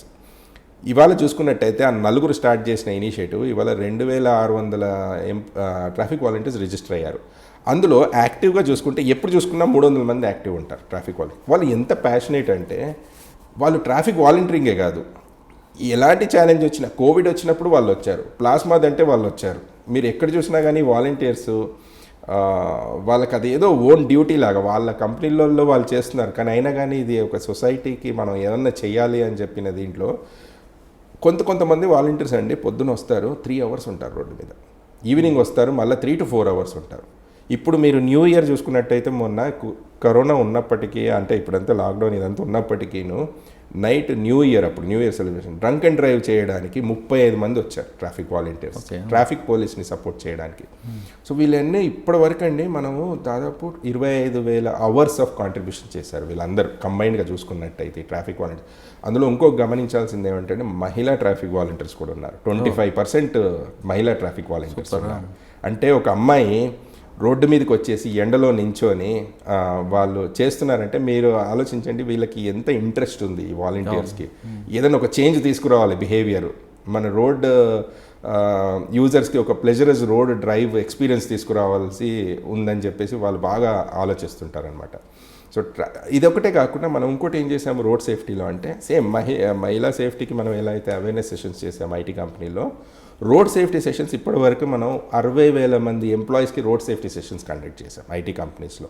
అది కూడా మళ్ళీ 90-minute క్యాప్సూల్, 90-minute ట్రైనింగ్. అందులో ఏం చేస్తామంటే మనం పెట్టిన CCTV కెమెరాస్ ఉన్నాయి కదా అన్ని జంక్షన్స్లో, ఆ జంక్షన్స్లో రికార్డ్ అయిన రోడ్ యాక్సిడెంట్స్, అంటే ఒక మాదాపూర్ మైండ్ స్పేస్ జంక్షన్ కానీ, సైబర్ టవర్స్ కానీ, ఇక్కడ విప్రో సర్కిల్ కానీ, ట్రిపుల్ జంక్షన్ కానీ, గచ్చిబౌలి జంక్షన్ కానీ, అక్కడక్కడ రికార్డ్ అయిన యాక్సిడెంట్స్ ఫుటేజ్ తీసుకున్నాం మేము. తీసుకొని ఫస్ట్ 20 minutes ఆ యాక్సిడెంట్స్ ఎలా జరిగాయని చూపిస్తాం. ఎందుకంటే మనకి ఎన్నో వీడియోస్ వస్తాయి, యూఎస్లో యాక్సిడెంట్ జరిగిన వీడియో, దుబాయ్లో జరిగిన వీడియో, బాంబేలో జరిగిన వీడియో, చెన్నైలో, అది అంత రిలేట్ అవ్వరు. వేరేస్ డైలీ వచ్చిపోయే రూట్లో జరిగిన యాక్సిడెంట్స్ చూడంగానే అయ్యి బాబోయ్ మైండ్ స్పేస్లో ఇలా జరిగింది యాక్సిడెంట్, నేను జాగ్రత్త ఉండాలి, అలా జంక్షన్ దాటుతున్నప్పుడు మొన్న ఇలా జరిగింది, నేను పక్క నుంచి వెళ్తాను. అది ఎంత ఇంపాక్ట్ఫుల్ అంటే ఆ యాక్సిడెంట్ వీడియోస్ చూసిన తర్వాత చాలా మార్పు తీసుకొచ్చింది. కరెక్ట్, చాలా మార్పు తీసుకొచ్చింది. అవును. సో అది చాలా మంచి క్లిక్ అయిందండి మనకి అవేర్నెస్ సెషన్స్. అందులో డీసీపీ ట్రాఫిక్ ఇప్పుడు విజయ్ కుమార్ గారు ఉన్నారు, అంతకుముందు ఏఆర్ శ్రీనివాస్ గారు ఉన్నారు, అంతకుముందు అవినాష్ మోహంతి గారు ఉన్నారు. ఎవరున్నా కానీ ఐటీ కంపెనీస్కి వచ్చి 90-minute సెషన్ చేసి, ఆ సెషన్ చేసిన తర్వాత మాకు ఎవ్రీ టైం హాల్లో 200 మంది ఉంటే దాదాపు 40 మంది ట్రాఫిక్ వాలంటీర్స్ వచ్చేవాళ్ళు. తర్వాత మేము చేస్తామని చెప్పేసి అది చూసి అంత ఇన్స్పైర్ అయ్యేవాళ్ళు. అండ్ ఈ యాక్సిడెంట్ ఫుటేజ్ అయితే చూపించింది చాలా చాలా ఇంపాక్ట్ఫుల్ అండి. వీటితో పాటు సైబరాబాద్ సంబంధించిన hitech city railway station, hitech city railway station నుండి చాలామంది వస్తుంటారు. అవును. వాళ్ళందరూ రాకుండా, అంటే ఒకేసారి రాకుండా వాళ్ళకు ఒక బ్యాచ్గా బస్సులు పంపడం ఒకటి, తర్వాత క్యాబ్ సిస్టమ్ కూడా ఒకటి మార్చారు మీరు. అవును. అంటే దాని ఉద్దేశం ఏ విధంగా మనం అర్థం చేసుకోవాలి అంటే ఇప్పుడు లాస్ట్ మైల్ కనెక్ట్ అంటే ఒక వ్యక్తికి ఒక క్యాబ్ కాకుండా నలుగురు కలిపి ఒక వెహికల్ లాగా వచ్చేవారు. అవును అవును అవును. ఇప్పుడు మనకి లాస్ట్ మైల్ కనెక్టివిటీ అనేది చాలా ఇంపార్టెంట్ అయిపోయింది మనకి. ఎప్పుడైతే MMTS ట్రైన్స్ స్టార్ట్ అయ్యాయో ఐటీ కంపెనీస్ వాళ్ళ ఎంప్లాయీస్ని తీసుకురావడానికి వాళ్ళు షటిల్స్ పెట్టుకున్నారు కొంతమంది. మనం ఏం చేసాము, TSISCతో కలిపి సైబర్ షటిల్స్ అని స్టార్ట్ చేసాం. 3 సైబర్ షటిల్స్ ఉన్నాయి. MMTS hitech city, MMTS Hafeezpet, MMTS Lingampally. ఈ 3 స్టేషన్ నుంచి అటు మాదాపూర్ కానీ ఇటు గచ్చిబౌలి కానీ ఐటీ కారిడార్స్కి వస్తుంటాయి. ఇదే కాకుండా మన షటిల్స్ కూడా మనం ఎలా ప్లాన్ చేసామంటే రూటు 2 పెట్టుకున్నాం మనం ఫోకస్ ఏరియాస్. ఒకటి ఎక్కడైతే ఎక్కువ మంది అమ్మాయిలు స్టే చేస్తారో హాస్టల్స్, గర్ల్స్ హాస్టల్స్. మీరు మాదాపూర్లో చూసుకున్నట్టయితే ఇమేజ్ హాస్పిటల్ ఆపోజిట్ లైన్ కానీ ఇటు కానీ హయ్యెస్ట్ హాస్టల్స్ అక్కడే ఉన్నారు. తర్వాత గౌలిదొడ్డిలో ఉన్నారు. ఈ 2 పాయింట్స్ కవర్ చేసాం. ఇది కాకుండా మనం కవర్ చేసింది MMTS స్టేషన్స్ అనమాట. Hitech city, Hafeezpet, Lingampally. మన షటిల్స్ అక్కడి నుంచే రన్ చేస్తున్నాం మనం. ఇప్పుడు మెట్రో స్టేషన్ వచ్చింది, మెట్రో స్టేషన్ నుంచి రన్ చేస్తున్నాం. దాదాపు 8 షటిల్స్ ఉన్నాయి మనకి. ఆ 8 shuttles either hostels concentrated area or MMTS కానీ మెట్రో కానీ ఫ్రీ సర్వీస్ అండి. ఇది intelligent transport system for women. అంటే దానికి యాప్ ఉంది కాల్డ్ రీచ్ సేఫ్ యాప్ అని చెప్పేసి. ఎవరైనా ఉమెన్ ఎంప్లాయీ ఆ షటిల్ యూజ్ చేయాలంటే ఆ యాప్ డౌన్లోడ్ చేసుకుంటే ఆ యాప్లో రూట్స్ ఉంటాయి. 8 షీ షటిల్స్ 8 రూట్స్ ఉంటాయి. ఇంకొకటి ఫర్ ఎగ్జాంపుల్ ఆమె పర్టికులర్ రూట్ చూస్తున్నట్టయితే ఆ రూట్కి వెళ్ళి క్లిక్ చేస్తే బస్ ఎక్కడ ఉందనేది తనకి ఎంతసేపట్లో బస్ స్టాప్కి వస్తుంది అనేది కూడా తనకు తెలిసిపోతుంది. మన ఓలా ఊబర్లో ఎలా అయితే మనకి 2 minutes అవే 3 minutes అవే అని చూపిస్తుందో ఇక్కడ కూడా షీ షటిల్ అందులో చూపిస్తుంది 2 minutes అవే 3 minutes అవే. అది ఎందుకు పెట్టాం మేమంటే for example evening office hours అయిపోయిన తర్వాత అమ్మాయి బయటకు వచ్చేసి బయట చీకట్లోనో లేకపోతే బస్ స్టాప్ దగ్గర నించునే కంటే ఈ షీ షటిల్ ముందే చూసుకుంటే 10 minutes అవే అంటే కనుక ఆవిడకి కిందకి రావాల్సిన అవసరం లేదు. 2 minutes అవే 3 minutes అవే అన్నప్పుడు కిందకి వచ్చేసి అక్కడ బస్ స్టాప్లో మినిమం టైం స్పెండ్ చేసి బస్ ఎక్కేటట్టు ఆ ఫెసిలిటీ ఏర్పాటు చేశాం. సో ఈ లాస్ట్ మైల్ కనెక్టివిటీ చాలా ఇంపార్టెంట్ అండి. ఇప్పుడు అందరూ దాని మీద ఫోకస్ చేస్తున్నారు. ఇప్పుడు ఎల్ఎన్టీ మెట్రో వచ్చిన తర్వాత కూడా ఎల్ఎన్టీ మెట్రో వాళ్ళు కూడా లాస్ట్ మైల్ కనెక్టివిటీ బస్సెస్ అనేది ఇంట్రొడ్యూస్ చేశారు. కానీ అదే టైంలో కరోనా వచ్చింది, దాంతో ఇవన్నీ ఇప్పుడు ఇది తర్వాత సార్ ఇప్పుడు ఆ సెక్టార్లో ఉన్న వాళ్ళ అమ్మాయిలు కానీ అబ్బాయిలు కానీ లేట్ అవర్స్ వస్తే మరి వాళ్ళకి ఫుడ్ అన్నది ఏం చేస్తున్నా ఫుడ్ కోర్ట్స్ అన్నీ పెడుతున్నారా లేదా? అవునండి, ఎందుకంటే 11 దాటిన తర్వాత పోలీసులు ఒప్పుకోరు కదా. అవును, అంటే ఐటీ క్యాంపసెస్లో అంటున్నారా ఫుడ్ ఫెసిలిటీస్ ఉంటాయండి 24 క్యాంపస్ కాకుండా బయటకు వచ్చిన తర్వాత ఐటీ సెక్టార్లో ఫుడ్ కోర్ట్స్ ఏమైనా మీరు ఐటీ సెక్టర్లో ఒక రిక్వెస్ట్ చాలా రోజుల నుంచి ఉందండి మా ఇండస్ట్రీ నుంచి. ఇప్పుడు ఏమైందంటే ఐటీ క్యాంపస్లో ఐటీ కారిడార్లో మీరు చూసినట్టయితే చాలా ఈటరీస్ వచ్చేసాయి. ఈ మొబైల్ ఫుడ్ వ్యాన్స్ అని చెప్పేసి తర్వాత హాకర్స్ పెట్టేస్తూ పోతున్నారు. అవన్నీ ఏంటంటే ఇంకో డేంజర్ ఏంటంటే అవన్నీ జాయింట్స్లో మనకి ఎవరు అక్కడికి వస్తున్నారు, వాట్ వీఆర్ బ్రీడింగ్ దేర్, ఎవరైనా యూనో సంబడి యాంటీ సోషల్ ఎలిమెంట్స్కి అది అడ్డా అవుతుంది. అంటే అది ఒకటే కాకుండా ఫుడ్ పాయిజన్ కూడా అయ్యే అవకాశం కనిపిస్తుంటుంది. క్వాలిటీ ఫుడ్ రాకపోయినా ఫుడ్ పాయిజన్ అయ్యే అవకాశం ఉంది. సో దీనికి మన సైబరాబాద్ పోలీసు ట్రాఫిక్ పోలీస్ కానీ సైబరాబాద్ పోలీస్ కానీ ఎస్హెచ్ఓస్తో మేము మాట్లాడేసి జిహెచ్ఎంసీతో కొలాబరేట్ అయ్యాం. అయితే వాళ్ళు ఏం చేశారంటే వాళ్ళకి ఎఫ్ఎస్ఎస్ఏఐ లైసెన్స్ కావాలి, అదొకటి పెడుతున్నారు. కానీ అది ఎంత పెట్టినా కానీ ఈ రోడ్ సైడ్ జాయింట్స్ మీద ఫుడ్ పాయిజనింగ్ అయ్యే అవకాశాలు ఉంటాయి. కాబట్టి మేము ఎంకరేజ్ చేసింది ఏంటంటే మా క్యాంపసెస్లో ఫుడ్ కోర్ట్ సర్వీసెస్ ఇదివరకు జనరల్గా మార్నింగ్ 8కి స్టార్ట్ అయ్యి ఈవినింగ్ 6-7 వరకు ఉండేది. ఇప్పుడు నైట్ ఆపరేషన్స్ కూడా స్టార్ట్ చేసేసాం లార్జ్ కంపెనీస్లో. అయితే స్మాల్ కంపెనీస్లో అంటే వాళ్ళు ఐటీ పార్క్స్లో ఉంటే కనుక ఐటీ పార్క్లో కామన్ ఫెసిలిటీస్ ఉంటాయి. కాబట్టి ఫుడ్ అవైలబిలిటీ అనేది బేకరీస్ కూడా ఉంటాయి. ఫర్ ఎగ్జాంపుల్ ఇప్పుడు ఒక అమ్మాయి రాత్రి 9ంటికో 10ంటికో క్యాబ్లో కూర్చుందని అనుకోండి, ఆకలిస్తుంది ఏమైనా తినాలి, వాళ్ళు డిన్నర్ చేసి వెళ్తారు. ఆఫీస్లో కూడా జనరల్లీ డిన్నర్ అవైలబిలిటీ ఉంటుంది. చేయకుండా వెళ్ళినా కానీ బేకరీ ఉంటాయి, సేవియర్స్ ఏమన్నా పికప్ చేసుకొని క్యాబ్లో కూర్చొని తినుకుంటూ వెళ్ళొచ్చు. వాళ్ళు ఎక్కడ బయట వెళ్ళి ఆగి ఏదైనా ఫుడ్ తినాలన్న అవకాశం ఏమీ ఉండదు. ఓకే, అంటే మీరు ఎక్కువగా డిమాండ్ వస్తుంది అంటున్నారు దీంట్లో డిమాండ్ దేనికి వస్తుందంటే ఇప్పుడు ఈ హాకర్స్ అందరూ పెడుతున్నారు కదా, దానివల్ల ట్రాఫిక్ జామ్స్ అవుతున్నాయి, జనాలు బయటకు వెళ్ళి గుంపులుగా చేస్తున్నారు. ఇది కాకుండా టీఎస్ఐఐసితో వర్క్ చేసి ఒక ఫుడ్ కోర్ట్ ఏరియా పెట్టమని మేము కోరుతున్నాం. ఓకే, అది టీఎస్ఐసికి ఆల్రెడీ చెప్పాము. ఎక్కడన్నా ఒక ల్యాండ్ చూసుకొని, అంటే ఇప్పుడు ఫర్ ఎగ్జాంపుల్ ఫైనాన్షియల్ డిస్ట్రిక్ట్ ఉంది అనుకోండి, ఒక ఏరియా 1 acre 2 acres ఐడెంటిఫై చేసేసి అందరు వెండర్స్ని అక్కడ పెట్టేసేయండి. కావాలంటే మనం రెంట్ ఛార్జ్ చేయడము దానికి ఏదో చేసేసి సో దట్ ఎవ్రీబడి అక్కడికి వెళ్ళిపోయి తినేస్తారు. ఈ ఇక్కడిక్కడ పాకెట్స్లో వెళ్ళి చేసుకోకుండా ఈ టీ జాయింట్స్ ఇవన్నీ కాకుండా అన్నీ ఒక దగ్గర పెట్టేస్తే ఈట్ స్ట్రీట్ లాగా బాగుంటుంది అని. సార్ ఇప్పుడు ఎస్సీ పోలీస్తో జాయింట్తో బాగానే నడుస్తుందండి. మరి ఫైర్ ప్రికాషన్ విషయం తీసుకునేసరికి మీరు ఫైర్ సేఫ్టీ వాళ్ళతో ఏ విధంగా ఉంటారు? ఫైర్ సేఫ్టీ కూడా స్టార్టింగ్లోనండి 2006లో మనం ఎప్పుడైతే సెక్యూరిటీ కౌన్సిల్ పెట్టామో ఎలా అయితే ఈకో సిస్టమ్, ఎందుకంటే ఇప్పుడు in order to bring in a safe and secure ecosystem ఈ 4 ఏరియాస్లో వర్క్ చేస్తే కుదరదు. మీరు అన్నట్టుగా ఎమర్జెన్సీస్ కూడా చూసుకోవాలి మనం. దానికి 2 థింగ్స్. ఒకటి మేము ఏం చేసామంటే ఈ ఫైర్ స్టేషన్ అప్పట్లో లేదు మనకి. ఫైర్ స్టేషన్ ఎక్కడ అంటే మన గోపన్పల్లి దగ్గర అకాడమీ ఉంది కదా, అక్కడ ఫైర్ స్టేషన్ పెట్టించేటట్టు. తర్వాత మాదాపూర్లో మీరు చూసినట్టయితే ఒరాకిల్ కంపెనీ లేన్లో లోపల వెళ్తే ఫైర్ స్టేషన్ ఉంది మాదాపూర్లో. ఇవన్నీ మనం అప్పట్లో రిక్వెస్ట్ చేస్తే వచ్చినవే, అలాంగ్ విత్ సెక్యూరిటీ కౌన్సిల్ నుంచి లెటర్స్ పెట్టేసి సైబరాబాద్ కమిషనరేట్ అప్పుడు మహేందర్ రెడ్డి గారు రాయడము, అప్పుడు డీజీ ఫైర్ సర్వీసెస్కి ఇక్కడ. ఎందుకంటే నిజంగా చెప్పాలంటే స్టార్టింగ్లో ఇక్కడ ఏదైనా ఫైర్ యాక్సిడెంట్ జరిగితే రావాల్సింది ప్యారడైజ్ నుంచి, ఆల్ ద వే ప్యారడైజ్ నుంచి 1 hour పట్టేది. ఇక్కడ జరగాల్సిన నష్టం జరిగిపోతుంది. ఇప్పుడు మనకి time 15 minutes maximum, 10 to 15 minutes అంతే. అక్కడ ఫైనాన్షియల్ డిస్ట్రిక్ట్ అది ఉంది, మాదాపూర్కి ఇది ఉందండి ఫైర్ స్టేషన్. ఇంకా కూడా ప్లాన్లో ఉన్నాయి, ఇంకొకటి 2 ఫైర్ స్టేషన్స్ వచ్చే అవకాశం ఉంది మనకి. సార్ వీటితో పాటు వాటర్ ప్రాబ్లం కానీ అండర్ గ్రౌండ్ డ్రైనేజ్ విషయంలో మీ వాళ్ళు ఏం చేస్తున్నారండి? సార్ ఇప్పుడు సెక్యూరిటీ కౌన్సిల్ చేసిన పని తీరు చూసి ఇండస్ట్రీకి కాన్ఫిడెన్స్ లెవెల్స్ ఎలా పెరిగిపోయాయంటే ఈ ఆర్గనైజేషన్ మీద, వాళ్ళకి ఎలాంటి ప్రాబ్లం వచ్చినా సేఫ్టీ సెక్యూరిటీని పక్కన పెట్టేసి ఎలాంటి ప్రాబ్లం వచ్చినా ఒకటే ఆర్గనైజేషన్ వాళ్ళకి మైండ్లో ఫస్ట్ వచ్చేది ఎస్సీఎస్సి. సో వాటర్ ప్రాబ్లం కూడా మనకు సమ్మర్లో వచ్చింది, ప్రతి సంవత్సరం వస్తుంది. వచ్చినప్పుడు వాటర్ ప్రాబ్లం ఉంటే ట్యాంకర్స్, ఇంకో ప్రాబ్లం ఏంటంటే ట్యాంకర్స్, ఈ బోర్వెల్స్ నుంచి వాటర్ డ్రా చేసేసి వాళ్ళు ట్యాంకర్స్ వెళ్తున్నాయి, డే టైంలో తిరుగుతున్నాయి, ఇలాంటివి అన్నప్పుడు ట్యాంకర్స్ ఒకసారి రిస్ట్రిక్ట్ చేయాల్సి వచ్చేది. అప్పుడు కూడా ఐటీ కంపెనీస్ వచ్చి మన దగ్గర సెక్యూరిటీ కౌన్సిల్కి వచ్చి మాకు ఇబ్బంది అవుతుందండి, ఇప్పుడు ట్యాంకర్స్ ఓన్లీ నైట్లోనే తిరగాలంటే మనం కన్జ్యూమ్ చేసే వాటర్ చాలా ఎక్కువ. అప్పట్లో హైటెక్ సిటీ లైన్ ఒకటి వాటర్ ఇంకా సప్లై లేదండి అప్పటికి. ఓకే. సో దాదాపు ఏదర్ బోర్వెల్స్ లేకపోతే ఐటీ కంపెనీల్లో గ్రౌండ్ వాటర్ లేకపోతే డిపెండ్ అవ్వాల్సింది ట్యాంకర్స్ మీద. ఈ ట్యాంకర్ మూవ్మెంట్కి మనం రెగ్యులేట్ చేయాలని చెప్పేసి మన సెక్యూరిటీ కౌన్సిలే స్టెప్పింగ్ చేసి దానికి పాసులు ఇప్పించేసి వాళ్ళని ఎక్కడ ఆపకుండా ఏ టైంలో కానీ, యాజిటేషన్ టైంలో ఉన్నప్పుడు కానీ ఇంకే టైంలో కానీ సమ్మర్లో కూడా మనం వాటర్ తెప్పించాం. ఓకే. ఏ ఒక్కరోజు ఇబ్బంది కాకుండా ఐటీ ఎంప్లాయీస్ వాటర్ లేదు కంపెనీలో అన్న మాట రాకుండా ఉండేటట్టు చేశాం. అందుకే ఇప్పుడు ఇవాళ ఎలాంటి సమస్య వచ్చినా మా మెంబర్స్కి ఎస్సీ డైలీ 100 లాగా అయిపోయారు అంటే అంత కాన్ఫిడెన్స్ పెరిగిందండి.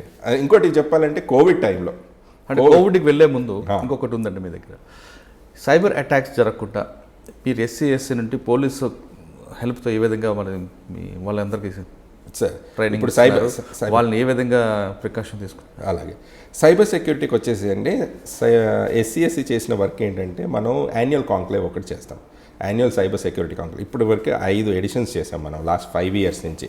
అప్పట్లో మన జనరల్ సెక్రటరీ బర్నీ గారు ఉన్నారు, ఆయన ఇనిషియేటివ్ తీసుకున్నారు ఈ కాంక్లేవ్స్, యాన్యువల్ కాంక్లేవ్స్ అని చెప్పేసి. సో అప్పటి నుంచి మొదలై ఇప్పటి వరకు మనం చేస్తూనే ఉన్నాం. ఈ కాంక్లేవ్స్లో ఏంటంటే మనం డే లాంగ్ ఈవెంట్లో సైబర్ సెక్యూరిటీ ఎక్స్పర్ట్స్ని పిలిచేసి, నేషనల్స్ ఎక్స్పర్ట్స్, తర్వాత ఇంటర్నేషనల్, ఇజ్రాయెల్ నుంచి, రష్యా నుంచి, యూకే నుంచి, యూఎస్ నుంచి ఎక్స్పర్ట్స్ని తీసుకొచ్చి మనం ఈ కాంక్లేవ్లో పార్టిసిపేట్ చేయించి కొత్త కొత్త ట్రెండ్స్ ఎలా జరుగుతున్నాయి, దాన్ని ఎలా చేయాలి, దాని థ్రెట్ పర్సెప్షన్స్ ఎలా ఉన్నాయి, దానికి కావాల్సిన మెజర్స్ ఏం తీసుకోవాలన్నది ప్యానెల్ డిస్కషన్స్ ద్వారా మనం ఏర్పాటు చేసాం, డిఫరెంట్ టాపిక్స్ తీసుకొని. అదే కాకుండా థాట్ లీడర్షిప్ సెషన్స్ అనేది కండక్ట్ చేస్తాం ఇక్కడ every quarter, thought leadership sessions on cyber security. ఇప్పుడు లేటెస్ట్గా మీరు విన్నది ఏంటంటే దిల్సే అనే ఒకటి ఈవెంట్ మనం లాంచ్ చేసాము, digital literacy to secure youth. ఇప్పుడు కోవిడ్ వచ్చిన తర్వాత ఏమైందంటే ఆల్ స్టూడెంట్స్ ఇదివరకు అయితే స్కూల్స్కి కాలేజ్కి వెళ్ళి చదువుకునేవాళ్ళు, ఇప్పుడు అందరూ స్మార్ట్ ఫోన్స్, తర్వాత ల్యాప్టాప్స్, ఐప్యాడ్స్ ద్వారా వాళ్ళు నేర్చుకోవాల్సి వస్తుంది. So they are expose to internet. So మరి ఇంటర్నెట్ ఉన్నప్పుడు ఈ యూత్ని మనం ఎలా కాపాడుకోవాలి, చాలా ఇంపార్టెంట్. ఇప్పుడు వాళ్ళని కనుక మనం రైట్ డైరెక్షన్లో పెట్టకపోతే దే ఆర్ అవర్ ఫ్యూచర్. అది దృష్టిలో పెట్టుకొని మేము ఏం చేసామంటే ఈ దిల్సే వాలంటీర్స్ అని కొత్త ఇనిషియేటివ్ స్టార్ట్ చేసాం. ఇప్పుడు మీరు చూసుకున్నట్టయితే రేపు 3వ లెవెల్ కంప్లీట్ అవుతోంది. 3 levels ఉన్నాయి, మార్గదర్శక లాగానే ఇక్కడ కూడా 3 levels పెట్టాం మనం. 2 days ఆఫ్ ట్రైనింగ్ అయిపోయింది, 3rd day ట్రైనింగ్ రేపు అవుతుంది. ఈ వాలంటీర్స్ వచ్చి 125 మంది ఉన్నారండి.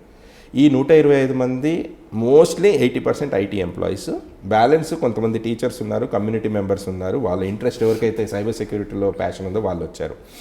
వీళ్ళందరి ద్వారా మనం ఏం చేస్తామంటే ట్రైన్ చేసేసి ఇప్పుడు వాళ్ళని సర్టిఫై చేసిన తర్వాత వీళ్ళు స్కూల్స్, కాలేజెస్కి వెళ్ళి సెషన్స్ కండక్ట్ చేస్తారు. అది కూడా మళ్ళీ 90-minute సెషన్ తీసుకున్నాం.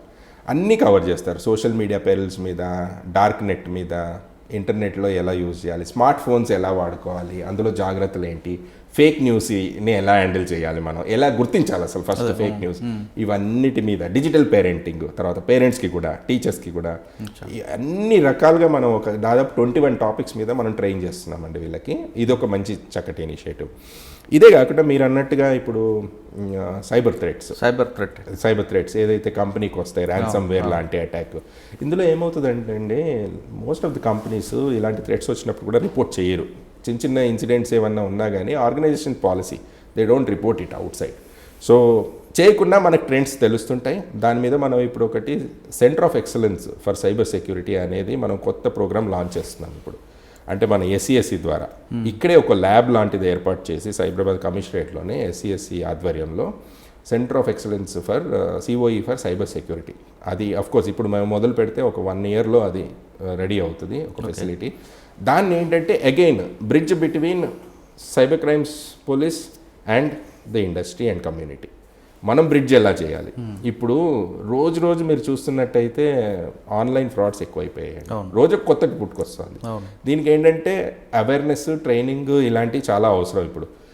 ఇప్పుడు మేము చూసిన ట్రెండ్లో చూస్తే కనుక ఎడ్యుకేటెడ్ ఎంప్లాయీసే, ఐటీ ఎంప్లాయీస్, చాలా ఎక్స్పీరియన్స్ ఉన్న వాళ్ళే they are following prey for these frauds. తెలిసి ఒకటి చెప్పాలంటే గ్రీడీ అండి. సరే ఇంత డబ్బు పెడితే ఒక 1 monthలో డబ్బులు వస్తుంది. ఫస్ట్ ఏం చేస్తారు ఈ ఫ్రాడ్స్టర్స్, ఫస్ట్ ఒక 2-3 కేసులు మీరు డబ్బులు పెడితే రిటర్న్ ఇస్తారు డబ్బులు.